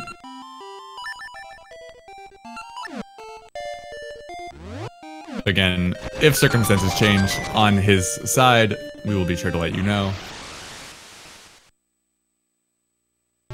There you saw qdoe buffer the boomerang out of his menu, and with that he was able to put the boomerang through the 2 rocks there and hit the switch without having to go up and try and hit it around the rocks. It's just a minor time save and it looks really neat.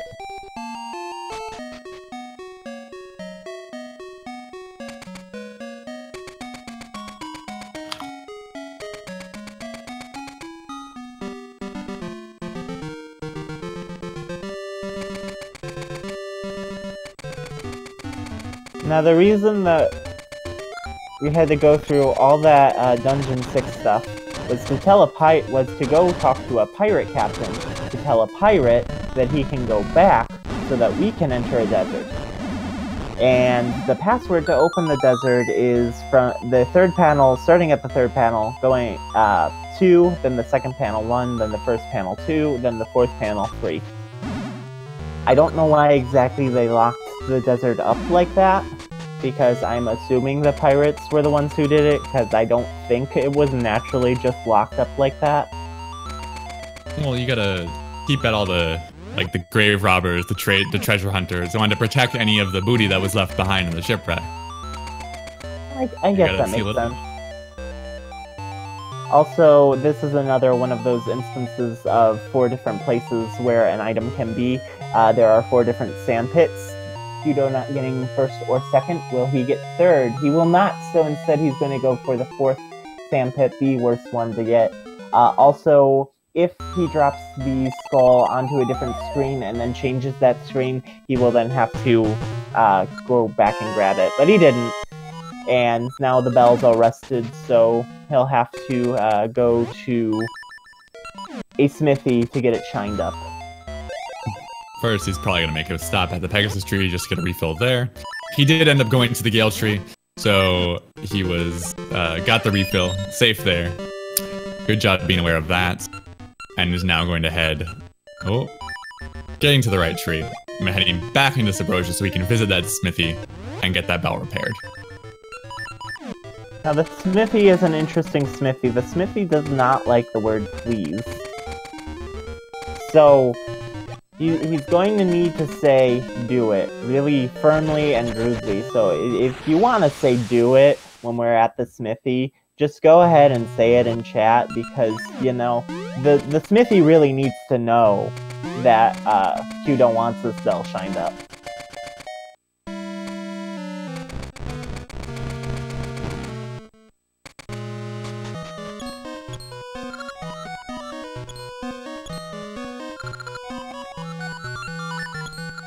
I wonder if all Subrotians are like that.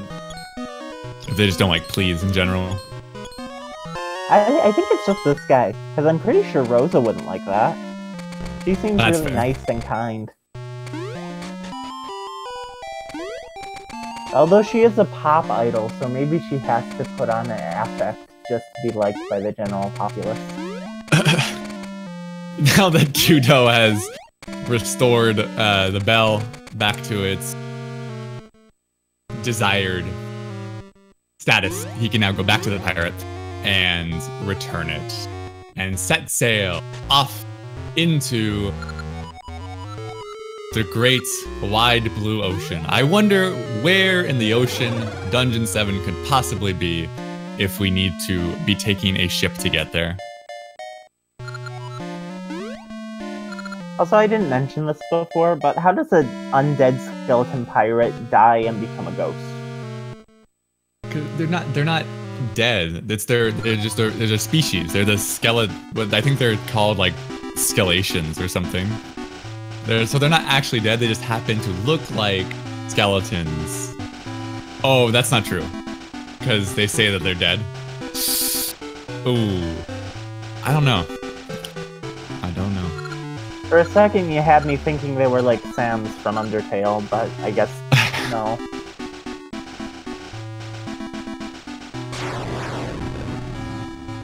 This is another very exciting music, like soundtrack, that's not in this game very much.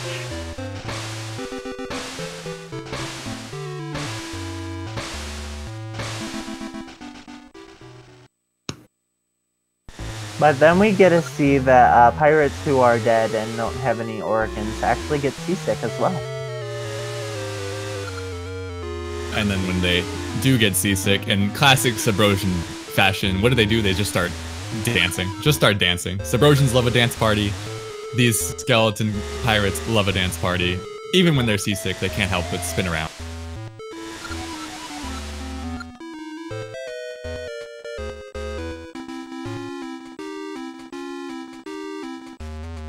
It's the skeleton shimmy. And because they were too seasick to go out to sea, they instead have to end up docking. And they dock in the most convenient spot in the world, which is right outside of Dungeon 7.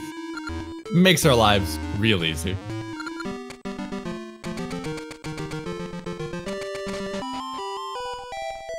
One nice little thing, this is just something that I like because I'm big into the story. When you link ages to seasons, you get to see Queen Ambi come and meet her seafaring lover, the skeleton captain. Also, this jump is very hard, and so yeah, he gets it, and it's good, but it's difficult to make. Not the intended way of getting to Dungeon 7, you're instead supposed to go up one screen from the boat and change the season to summer, where you can climb a set of vines that is a couple screens over to the left from where qdoe entered into that cave. But you can make that jump, and it is annoying and a little bit tight. But we get into Dungeon 7, which is my favorite dungeon, in part because it has the best item in the game and the best item in potentially any 2D Zelda game. And it has a lot of fun, exciting jumps that make for a great time for the whole family. And speaking of unintended, we'll get our first skip. I'm excited. It is the first of really 2 skips in the game, in the last 2 dungeons of the game. So, you wanna explain post skip? Sure. So post skip is where so while these torches are going out, there's like an invisible Poe, and she's blowing out the torches. If the torches go out while you're still in the room, you get sent back to the beginning of the dungeon. But going backwards with the Pegasus seeds, you can land on the stairs at or right before the warp happens, and then you will go down into the basement and skip having to use a key, light the torches, and fight the Poe. That saves you not only a key from the beginning of the dungeon, so you don't have to get one later on, that also skips you the Poe fight. Also, qdoe getting excellent RNG there by getting that Armo statue. It's random whichever one is inert, and so you want to get one of the ones close to the button.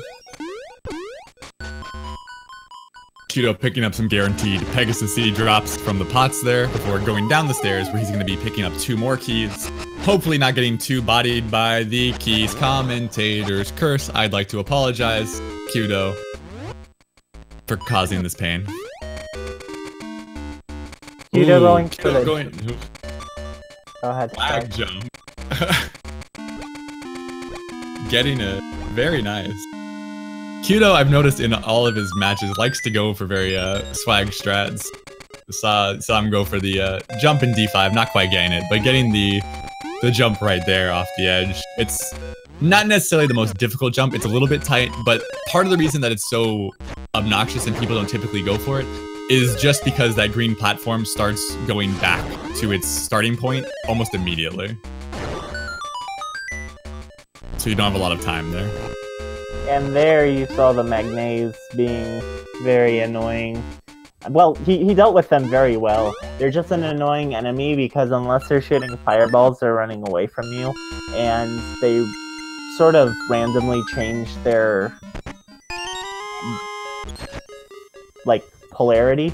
So even pulling them in with the magnet gloves, it's like, oh, they're shooting a fireball and changing their polarity. So, yeah, they're not coming towards me anymore. They're a terrible enemy casually, they're a terrible enemy for speedrunning purposes. They're just obnoxious altogether. But qdoe getting another really nice Armos statue, and also doing an excellent job on those pits down in the basement before the Magnates. And I'm mentioning that because they have killed many a run. Hey, getting the first seed drop, very nice. So this was the room that I mentioned earlier on that he would need the 4 Ember Seeds for. Those grass in the center will regrow, but they're also not guaranteed to drop the Ember Seeds, so it's just good that he got it on the first try. Lighting the torches will spawn the second Post Sister, although she is the first one that we fight. Because over one screen to the left, we're going to see a room filled with water that has 4 torches. If the Post Sister does not get killed, these torches will also start to go out. However, unlike the first set of torches, where we were able to just squeeze on by before we got teleported back to the start, there is no feasible way for us to make it to the end of that room before all 4 torches go out. So we have to kill that. I say kill. We're gonna fight him again. Ooh, qdoe going... does the magnet jump out of thin air. Gonna be making his way after killing these Stalfos, doing a potentially a little set. Oh no, I know he doesn't like to do. Getting the jump without doing the buffer, very nice. I know, speaking to qdoe after one of his previous matches, he said that he does not like to do the buffer setup for that jump and just likes to go for it bufferless. Getting it that time, I know it has punished him in the past, so very nice on his part. Getting the best item in the game, best item in the game, best item in all of 2D Zelda, the Rock's Cape. It gives Link a double jump and lets him glide. What's not to love about this beautiful, beautiful piece of orange fabric? Tell me.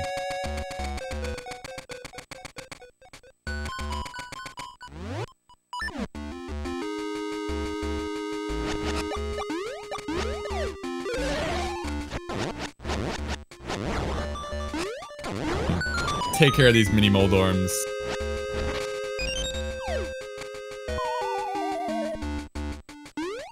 Trying to get over. Oh. Sorry.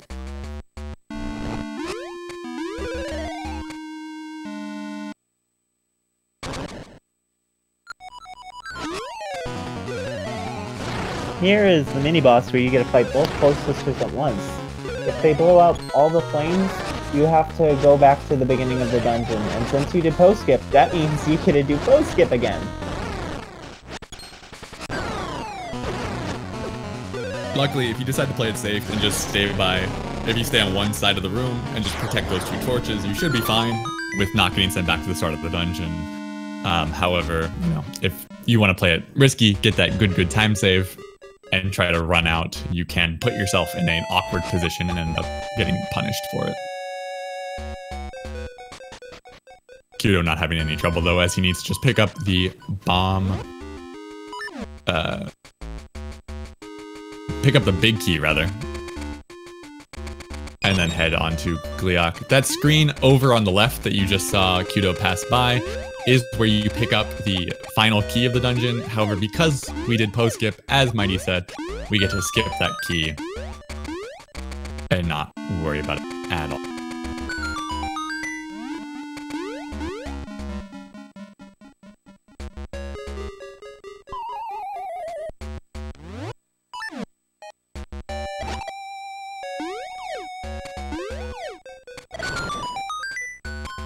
Right. After qdoe picks up this bomb, big key, he'll be able to just go on, face the D7 boss, Gleeok, and then make his way towards Dungeon 8, where we'll see the second, and by far the most difficult and largest skip in the game. So long as qdoe doesn't have too much of an issue with Gleeok. Gleeok, much easier in this game when compared to his Dungeon 1 counterpart, or Zelda 1 counterpart rather, given that we have a nice little cape that we can just use to jump over all of his attacks and swing at him. Adding that extra plane really helps bring Gleeok's difficulty down, and you have that level 2 sword. Unlike in Zelda 1 though, cutting off the heads is not enough to kill outright, as once the 2 heads have been dispatched from the body then turns into a skeletal, mindless husk that you have to put down. We are in a grave after all. Gotta have something spooky.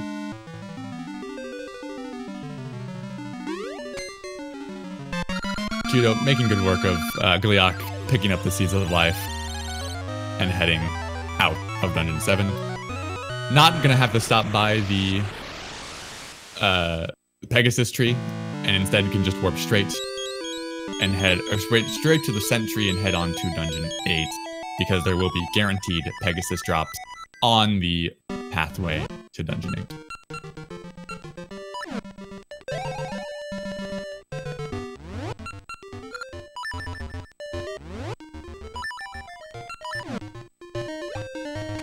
I see that qdoe is a feather and cape on B sort of guy. I myself always have feather and cape on A, just because it feels nicer and it makes the trick that we're about to see, the skip that qdoe's about to attempt here, it makes it a lot easier for me to buffer it out than having it on B.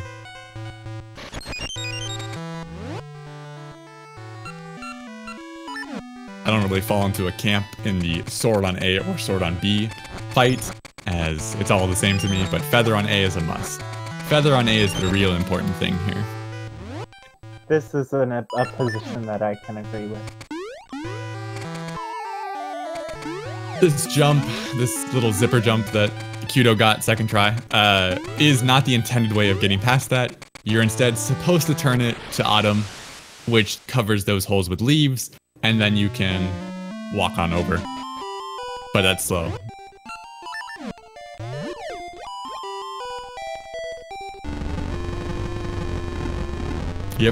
Might you ever throw a bomb into a lava pit to set off a chain reaction to rain fire on the world up above and destroy everything so that you can get into a dungeon?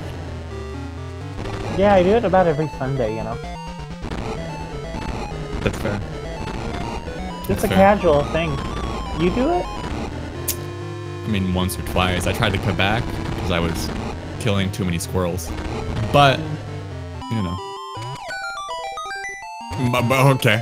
qdoe mashing out to try and do the text box, but instead ends up mashing before the text box shows up and wasting a seed and a bomb.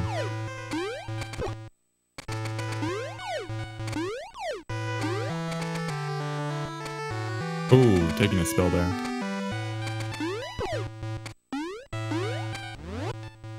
So, qdoe's gonna make his way into Dungeon 8.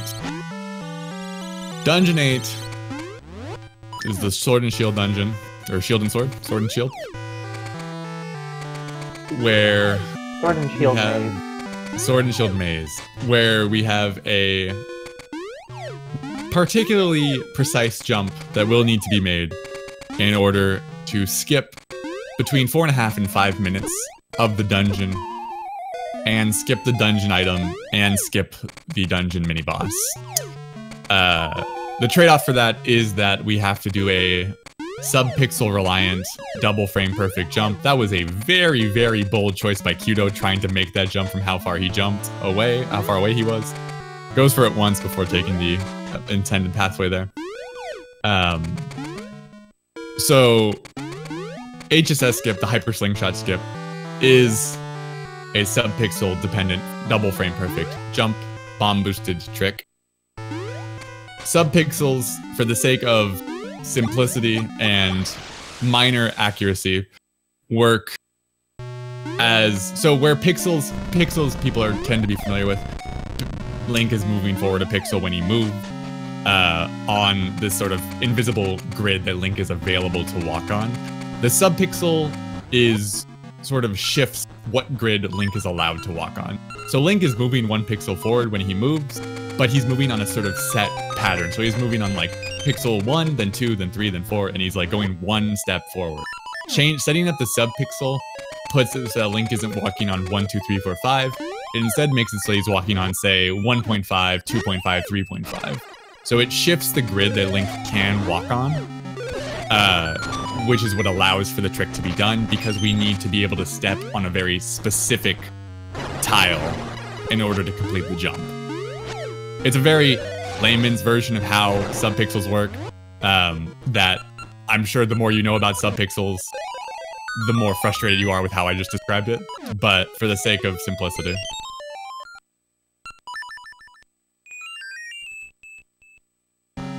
Doing a safety save there because this is a hard skip, and if you run out, you're kind of like just stuck because there are no guaranteed type speed drops. So this is coming up. We're gonna see if qdoe can get it.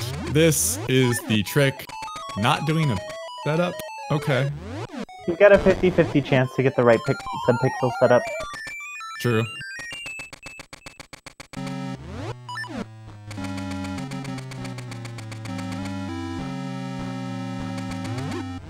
So not quite able to get it. You're gonna see him, he needs to use the seed, buffer out a bomb pull. That's not gonna work. Buffer out a bomb pull.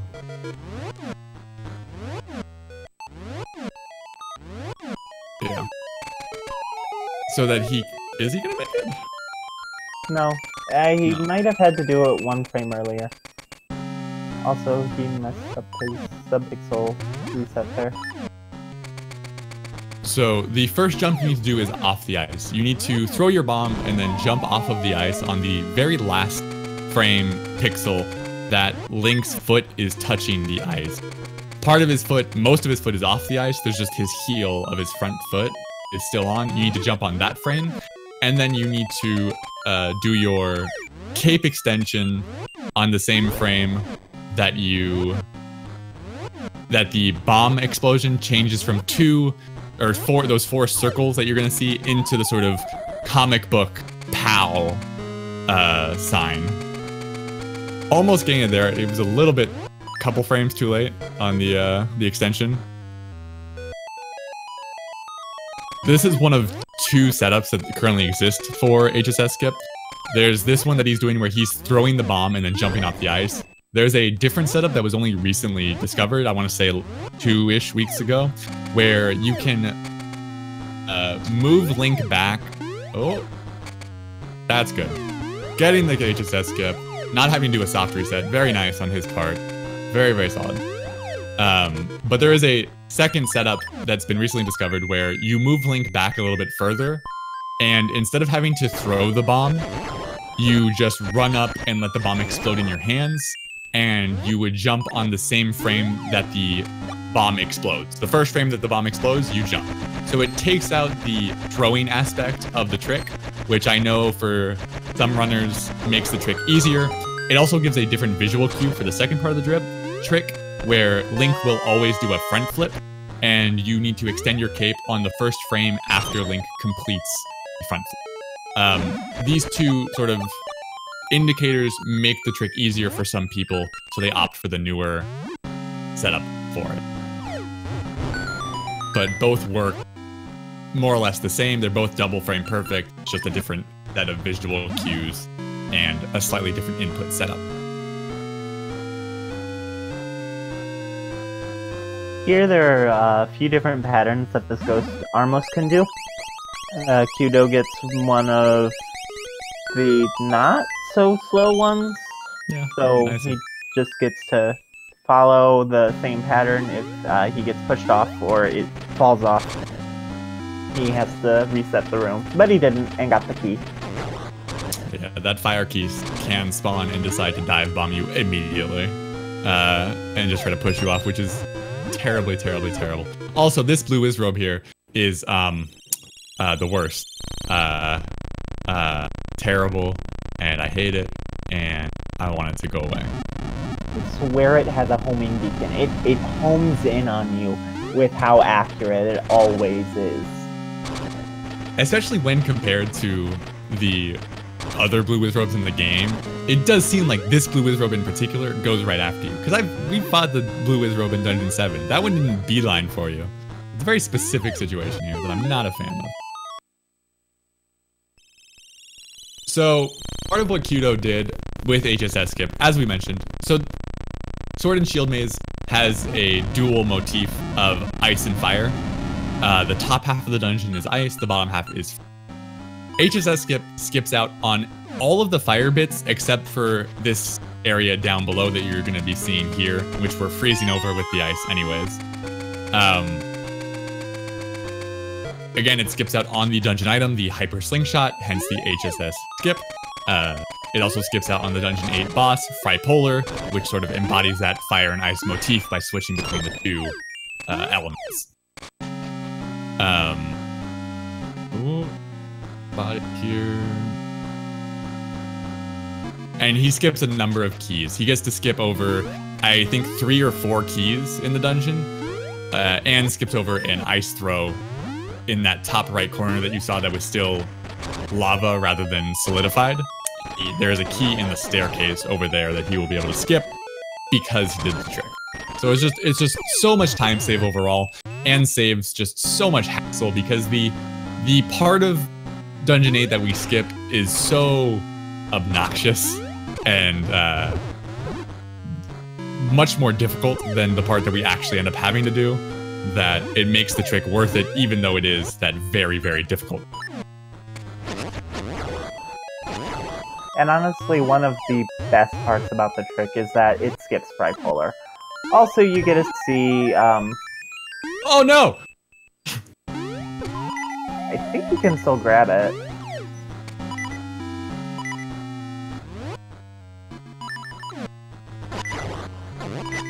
Don't do it. Pull out the sword. This is not... Did he hit the button? I don't know if he did or not. Oh no, this isn't good. Oh no. He can't do it now. I hope he hit the button. I don't remember if he did hit the button. If he did not hit the button, then...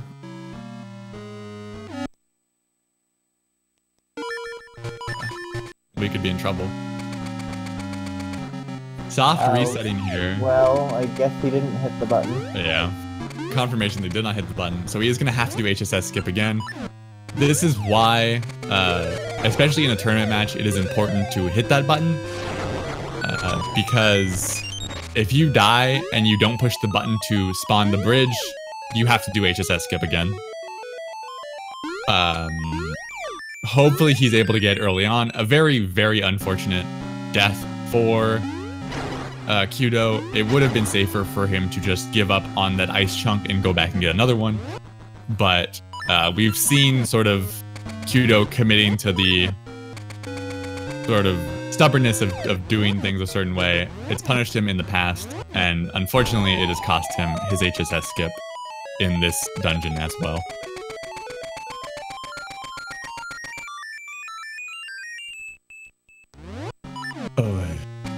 hopefully he can get an early HSS skip, and hopefully he just hits the button once he gets across.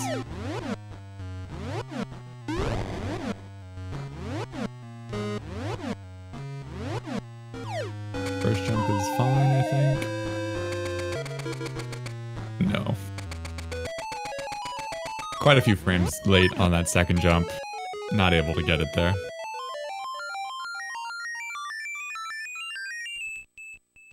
Oh.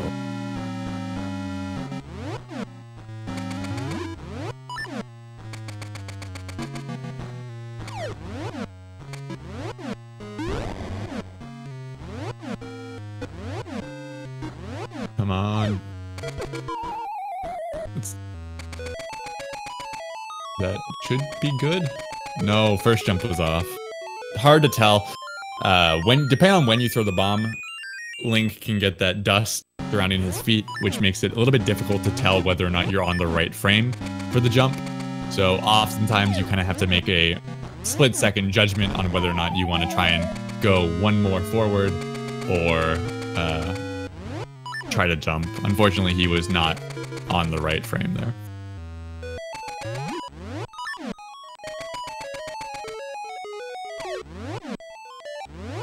Alright, let's see if we can get it.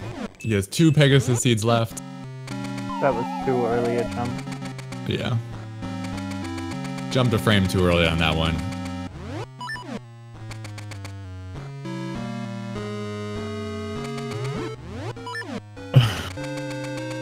qdoe with a cry for help in the chat. Which probably spoils that he will have to do another reset here.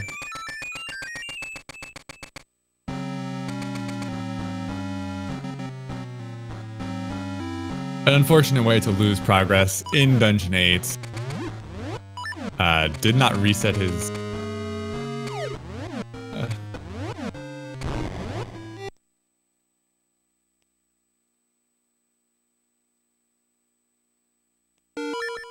Going for the soft reset, as predicted, and going to be trying to get back in and make his way over to reset up for HSS skip.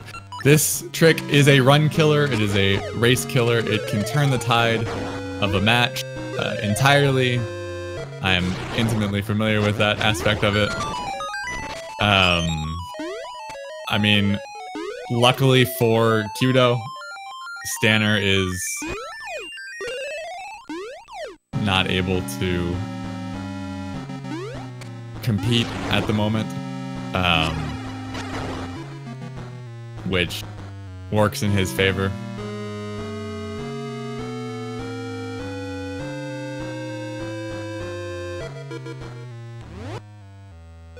As qdoe sets up for another set of HSS skips. It will be interesting to see whether or not... I mean, it'll be interesting to see what happens here.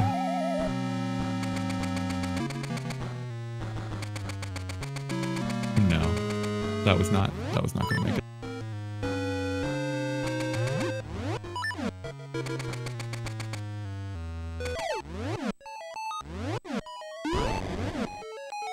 As I ooh. No. As has been previously mentioned, one of the many things that gets skipped, so the fire motif being skipped in the dungeon, there are a number of side scrollers and an ice puzzle that get skipped that just make the dungeon so obnoxious and terrible, because you end up one, having to do a block pushing puzzle with ice physics, which is, I mean, you know, garbage as far as like not missing the block every time you're trying to push. And then there's also a side scroller with ice physics that is by far the worst side scroller in the game, and absolutely terrible to have to deal with. Please, no, he was too late.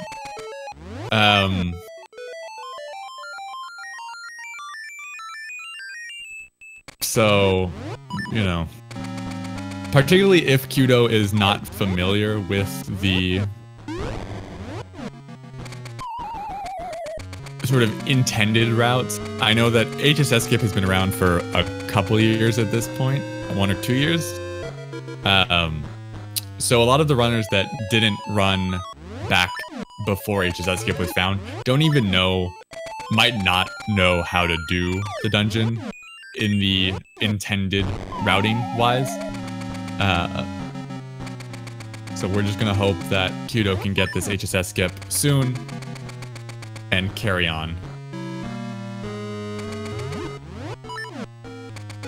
If qdoe does get frustrated, we might see him go the intended route, but I don't think that that is likely. Stop resetting again.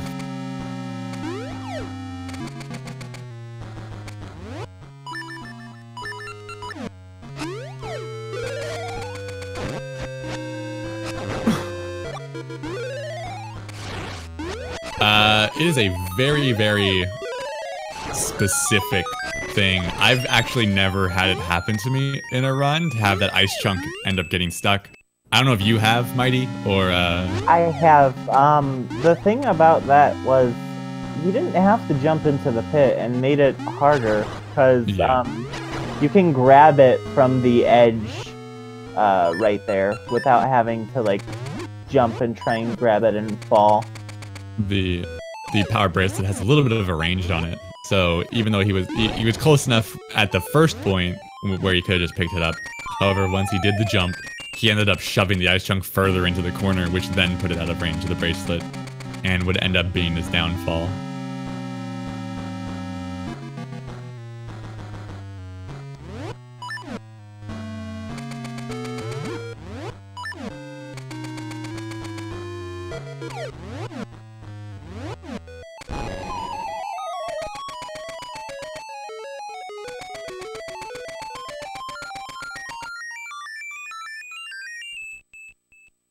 qdoe here, really just giving a PSA to anyone who ever has any interest in running seasons, which is, if you ever get HSS skip, just hit the button, because if you don't, seasons will punish you.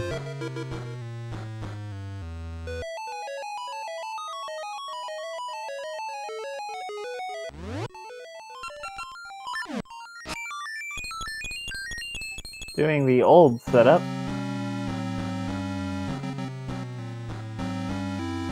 That was the original setup that we had for HSS skip, and that got replaced by a newer one. But it's nice to see an older one like that. Also, that jump might mess up his skip, because now he'll have a 4-frame buffer as he goes out of the room. So like Mighty was talking about, anytime you do a jump on a screen, it takes an extra 4 frames for Link to transition on a screen.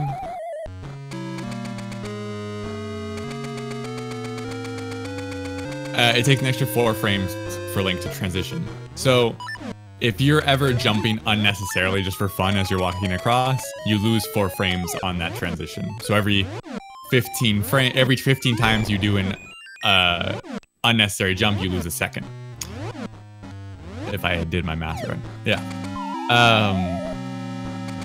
So you want to avoid jumping when it's unnecessary, just to avoid that cumulative time loss over the course of the run because of how many screen transitions we end up doing. And that 4-frame transition shifts Link's position in a way that made that jump in particular impossible for qdoe to complete. But as a rule, it doesn't matter how many times you jump on a screen. If you jump once, you're getting that 4 frame. If you jump 10 times, you're still getting that 4 frame. So if you jump once, jump as many times as you want on the screen, because it doesn't matter anymore. qdoe, giving a little spoiler into his strats here from now on. He's giving up on HSS skip and is going to go show us the second half of the Sword and Shield maze here. We're going to see that fire motif. We're going to see the dungeon item. We're going to see bipolar. In for a treat, chat. In for a treat. So now, all y'all are gonna get to see the nightmares that this dungeon instilled in Seasons Runners. Yeah.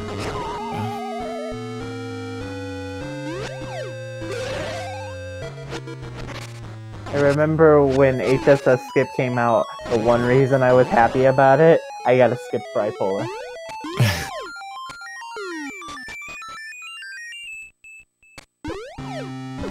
I have some rollers to jump over. Not using seeds down here, which is a bold move, given how terribly those fireballs like to ruin your life. Ooh, making that jump nicely.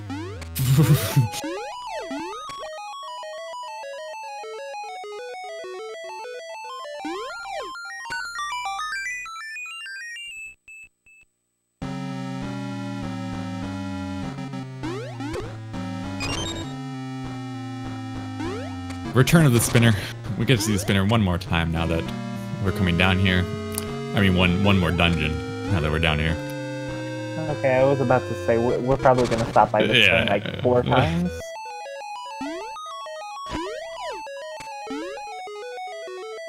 Little ball and chain trooper there trying to have some fun with you. You just leave. This is the slight breaking of sequence here just by skipping going down to where that chest is to move the magnet ball. The intended way, you can instead just sort of shimmy Link a little bit using the magnet glove to shake it just far enough down for you to sneak on by. It's actually funny, I did that almost every time in all of my casual playthroughs, and then went down to actually that area to move the magnet ball onto the bridge. qdoe at 1.5. Not the amount of hearts that he would like to be at this point. He's going to be able to pick up 2 hearts because of some pots in the next room that are guaranteed, and he'll probably break a bunch of other pots for the sake of potential random heart drops.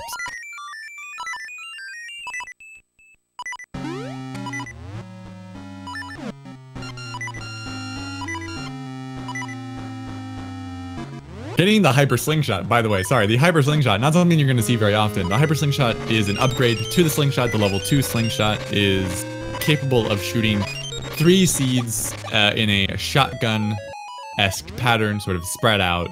However, it only consumes 1 seed when he uses it. So he'll go down to 17, but he shoots the 3, is able to hit all 3 of the statues and spawn the staircase so he can pick up another small key.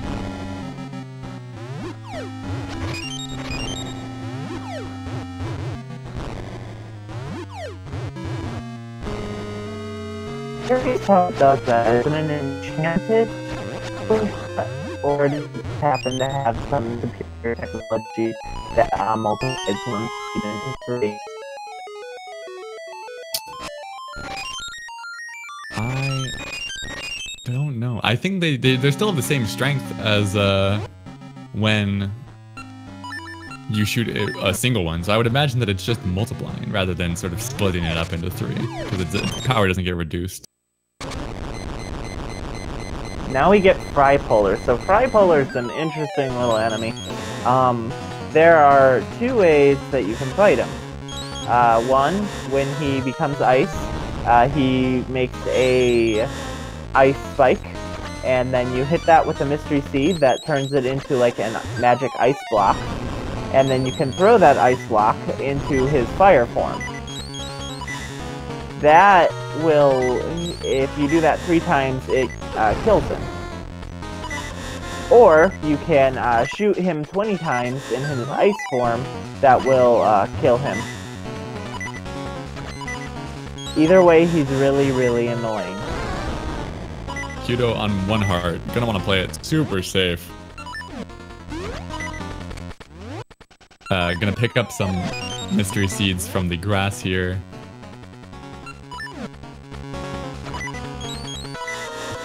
That was a bad idea. qdoe taking the death to Tripolar there. Back at the start, I would not be... Oh, wait. Unfortunate. Gonna have to make his way back through. I was gonna say I wouldn't be surprised if I saw him just try HSS skip one more time, even though its effectiveness is reduced at this point, as he will still need to pick up that key in the fire region. But it does mean that he won't have to go all the way back to Polar. So it would still be a time save, technically. I forgot that he has to go back through that awful fire side-scroller. Yeah. I always block that out of my mind. Yeah.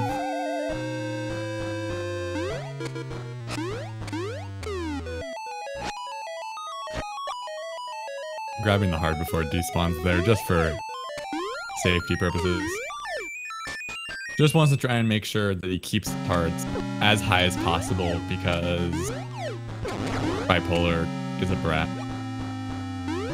Also, that was one of the very few times you're ever going to see a Wallmaster in Seasons. Right there as it dropped down from the ceiling to try and grab on. Okay. qdoe at half a heart. I fear for his life. Hopefully, he's going to be fine. This is a dangerous place with only half a heart. Okay, gonna try and farm out some hearts. Not getting any drops there. Unfortunately, I don't think there are any like guaranteed fairies or anything until after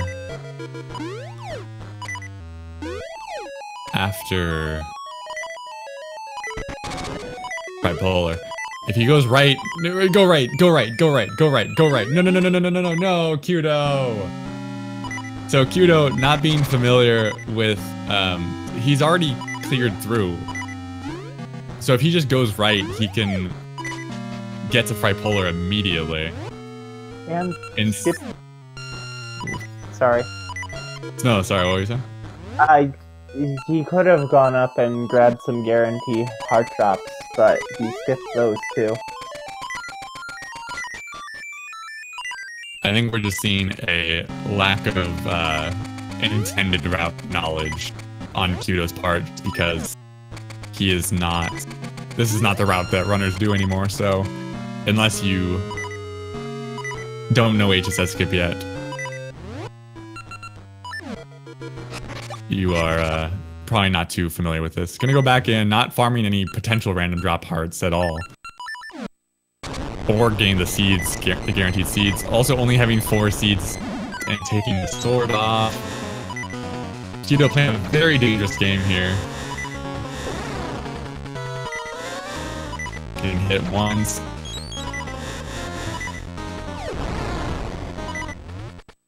Getting hit twice. He needs to avoid getting hit by Tripolar, as Tripolar does a full heart of damage whenever he runs into you. Also now not having any seeds, so having to farm them. Again, there are guaranteed mystery seeds dropped from 2 of the leftmost pots outside. It should be okay. Alright. Yeah, he killed him. Gets the kill on Tripolar. Gets the fairy drop. Things are looking okay for now. He does, however, have to do the worst side-scroller and a terrible ice puzzle coming up.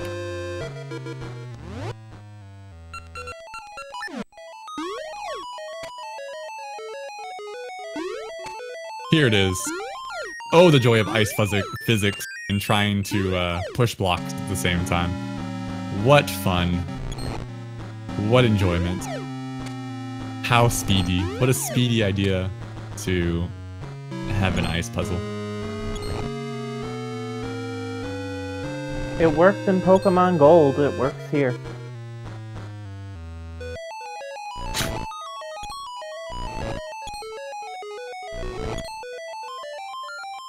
Getting the puzzle down. Oh, just gotta push the last one in. Spawn the staircase and go into the worst side scroller of all time. Let's go. It's ice physics, baby.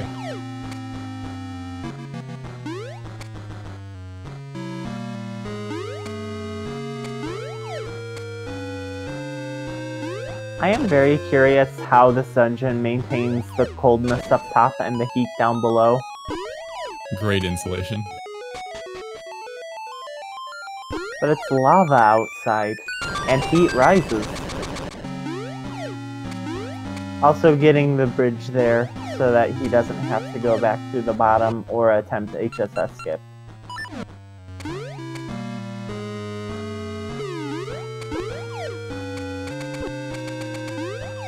Alright, we should see...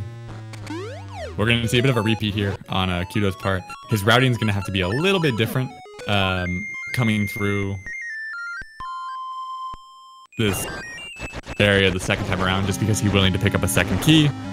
We'll see how he ends up deciding to route it. At this point, most players, most runners aren't going to have the most optimal routing for this section because you have to take a very different route than you would in the HSS skip version. Fairy. Picking up both fairies just to ensure his own life, getting one extra heart from that second fairy. Hopefully he gets a good pattern here and not a terrible one. Alright, good pattern, best pattern. Solid pattern. What a great pattern. Big fan of that pattern right there. So qdoe accidentally steps off and messes up the pattern. We'll have to reset it. What a shame. Gets still a good pattern. Not the best pattern, but a good pattern. Oh, I thought you were joking about it being a good pattern. No. This is still, I think, the second best pattern.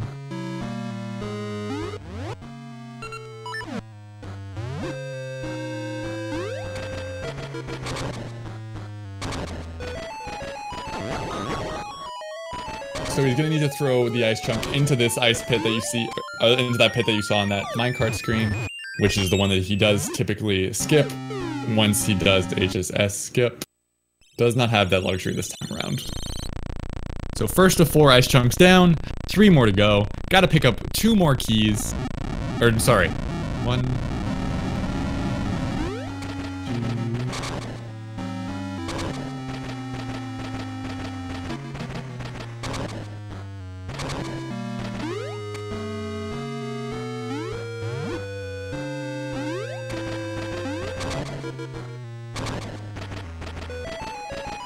Yeah, 2 more keys.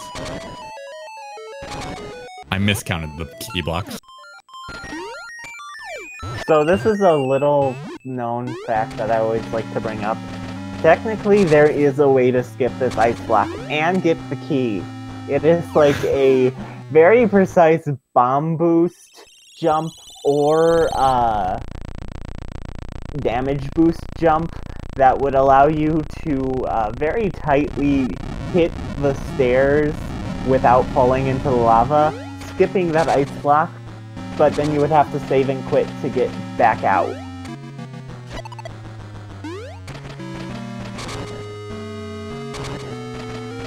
It was found like about a month or 2 before HSS skip, and no one ever did it because it was just way too hard and not worth it. 3 blocks down. Gonna have to do 1 more.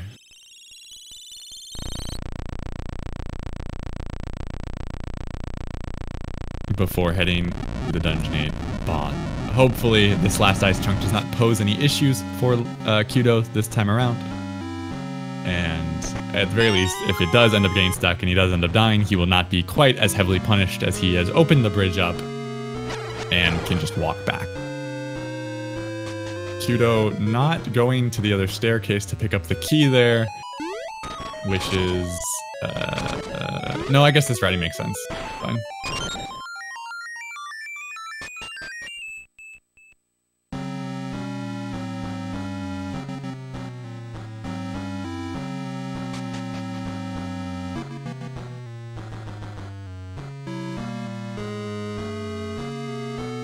This is the final key location that we would skip as a result of HSS skip. Just a nice little walkway here, guarded by a couple of sparks. Not any trouble at all. Those Armos that qdoe's about to walk by, they could come to life if you touch them, but if you just don't touch them, you don't have that problem. They get very grumpy when you wake them up. because, you know, they're just napping, and then you gotta brush up against them while they're napping. It's like, come on, man.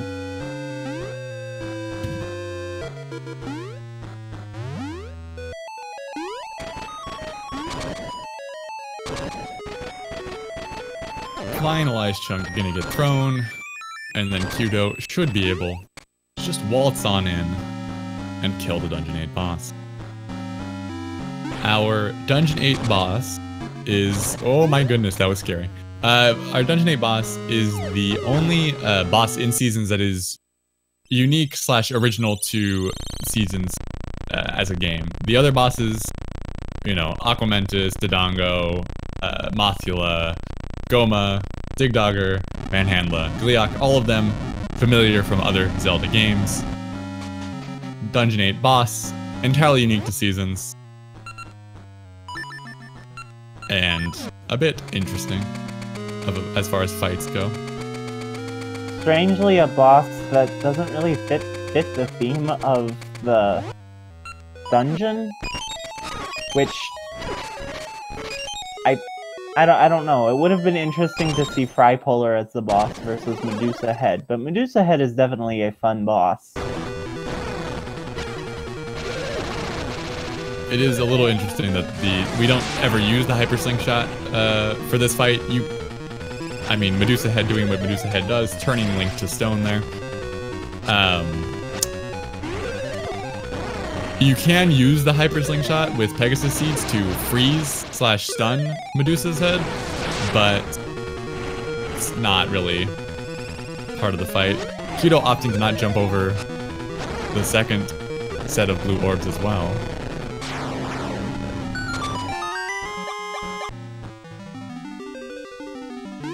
She's a fairly simple boss, just your normal hack and slash, but she turns you to stone. Yep. But now, qdoe making his way out of Dungeon 8. It was a journey in itself, but we got there, as he can now make his way back to the Maku tree to pick up the Maku seed and head on over to Onyx's castle so that we can finish up on this race.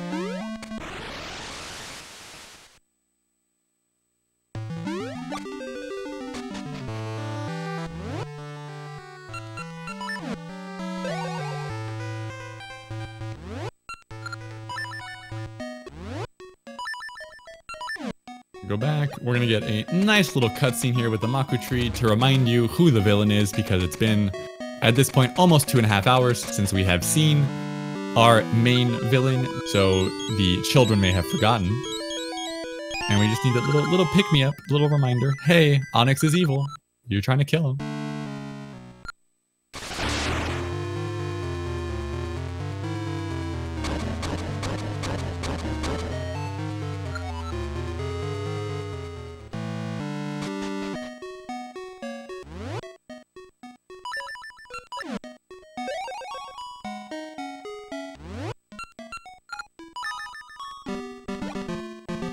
Gets the Maku Seed and can now warp on over to the Sentry, where he can make his way to Dungeon 8.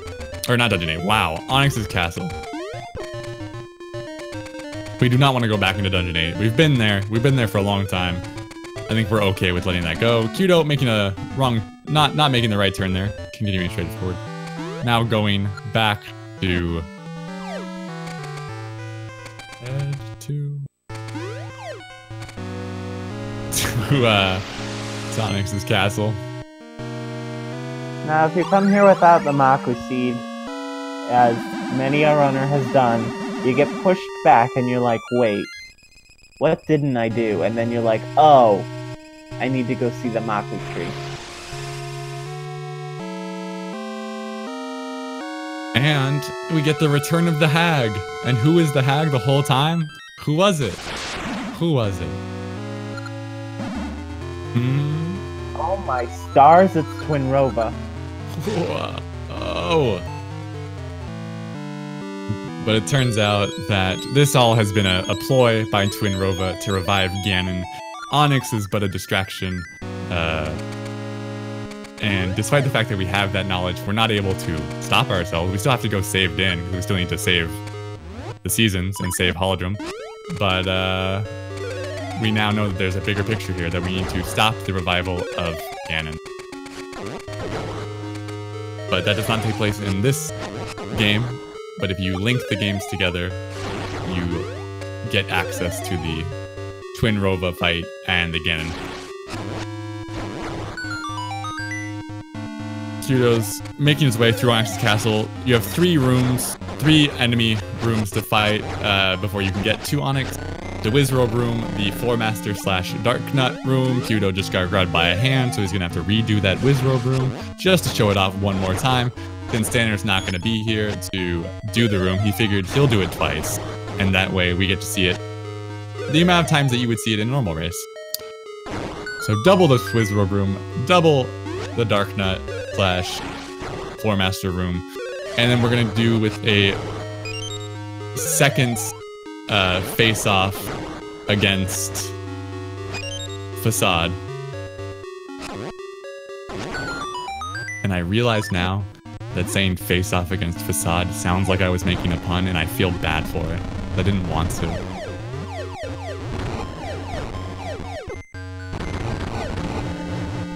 Now Facade... What? I'm imagining a reshoot of Face Off with Link and Facade. That sounds terrifying. I love it. qdoe going to get those bombs in case he dies to Onyx, which is a smart play in a race.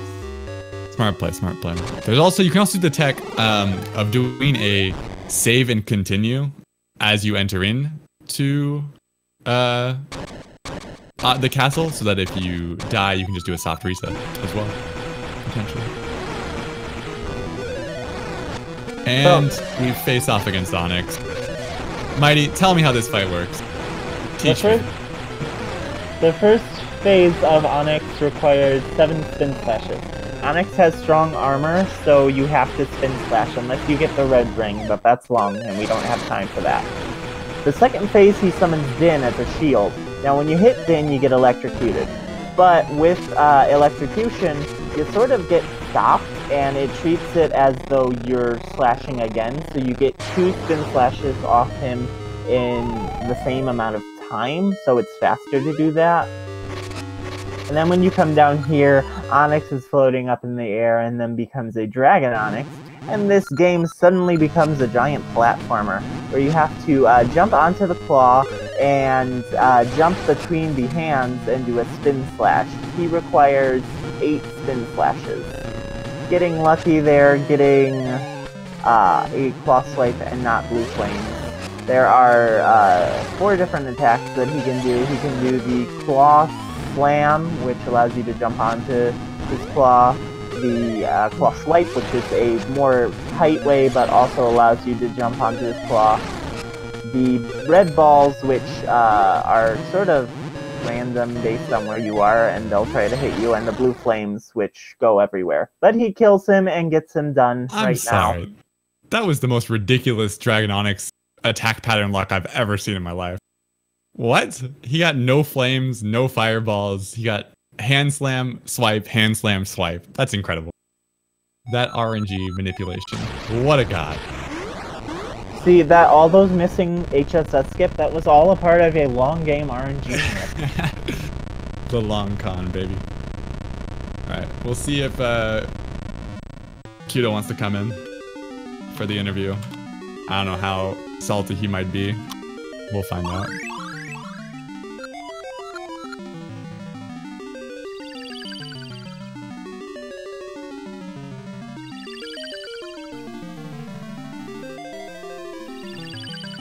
But a big congratulations to qdoe, finishing strong.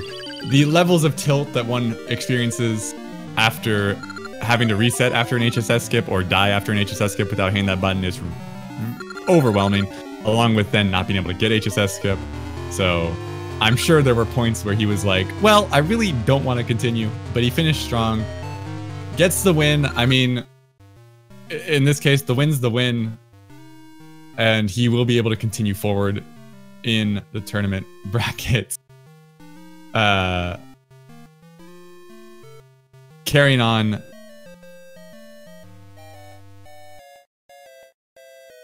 loser side to the next round where he'll be facing off against Heredaman. We're going to be getting qdoe in here for an interview just to talk about the run in a few moments. I don't know if he has. I'll send him the invite.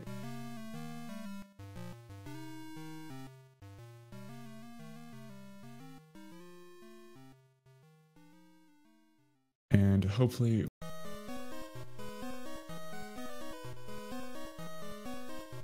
talking to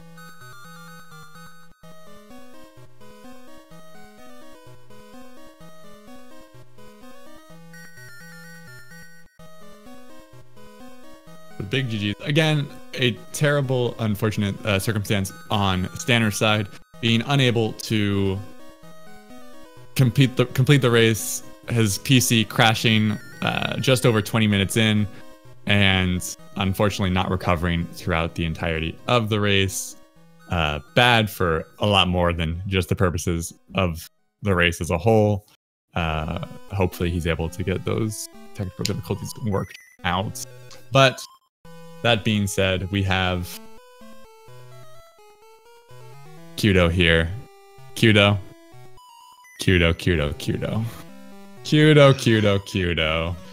Look, qdoe. I've got a lot of words to say, but I don't think I can say them on speed.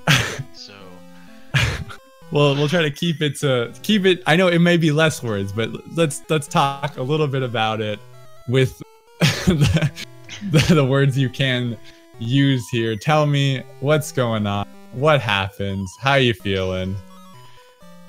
Well, that was unfortunate, is what my SRL comment is, and I think that pretty much sums it up. It started really in Dungeon 2. I died in there and did vanilla facade like you're supposed to do.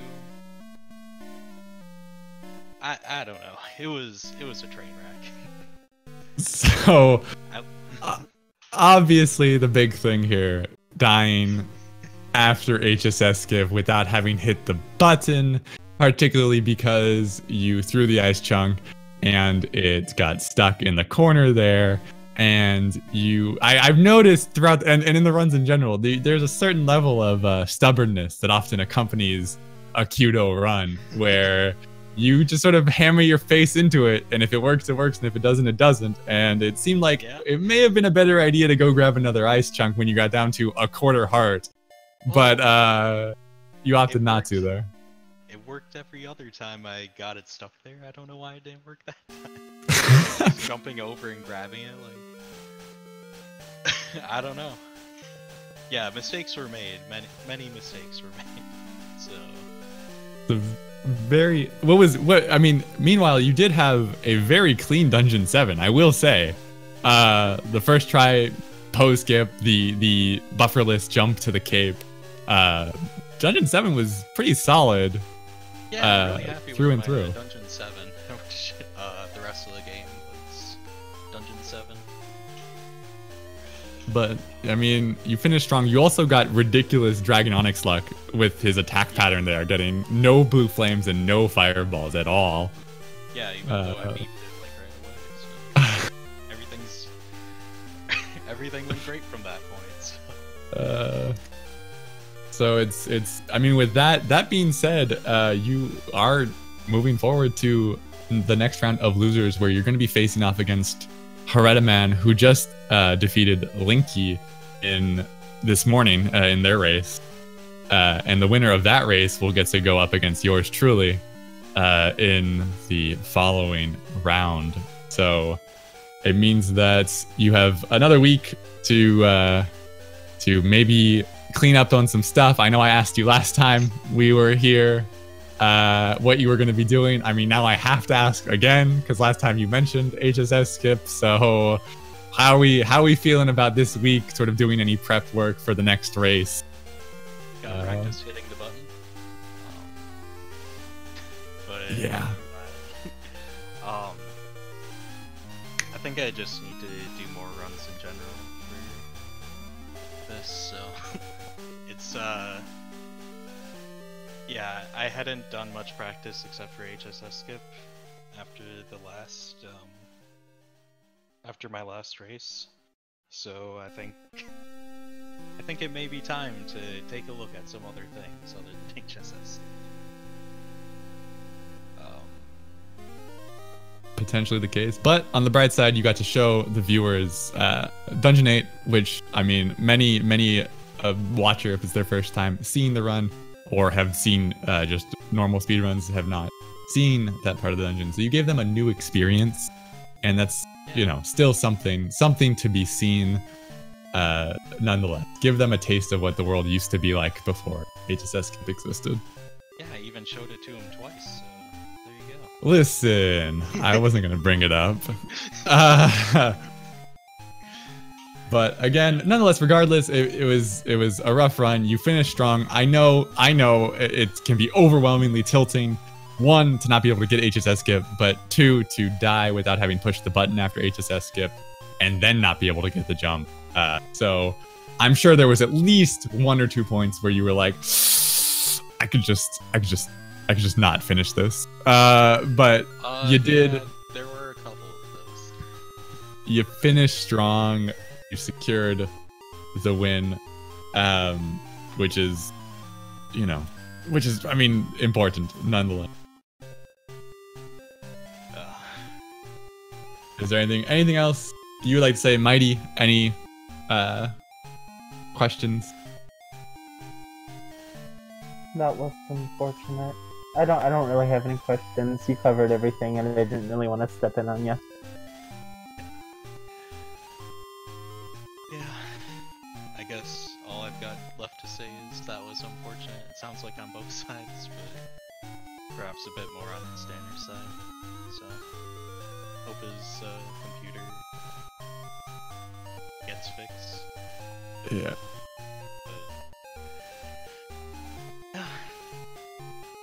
Unfortunately. Yeah. Hey.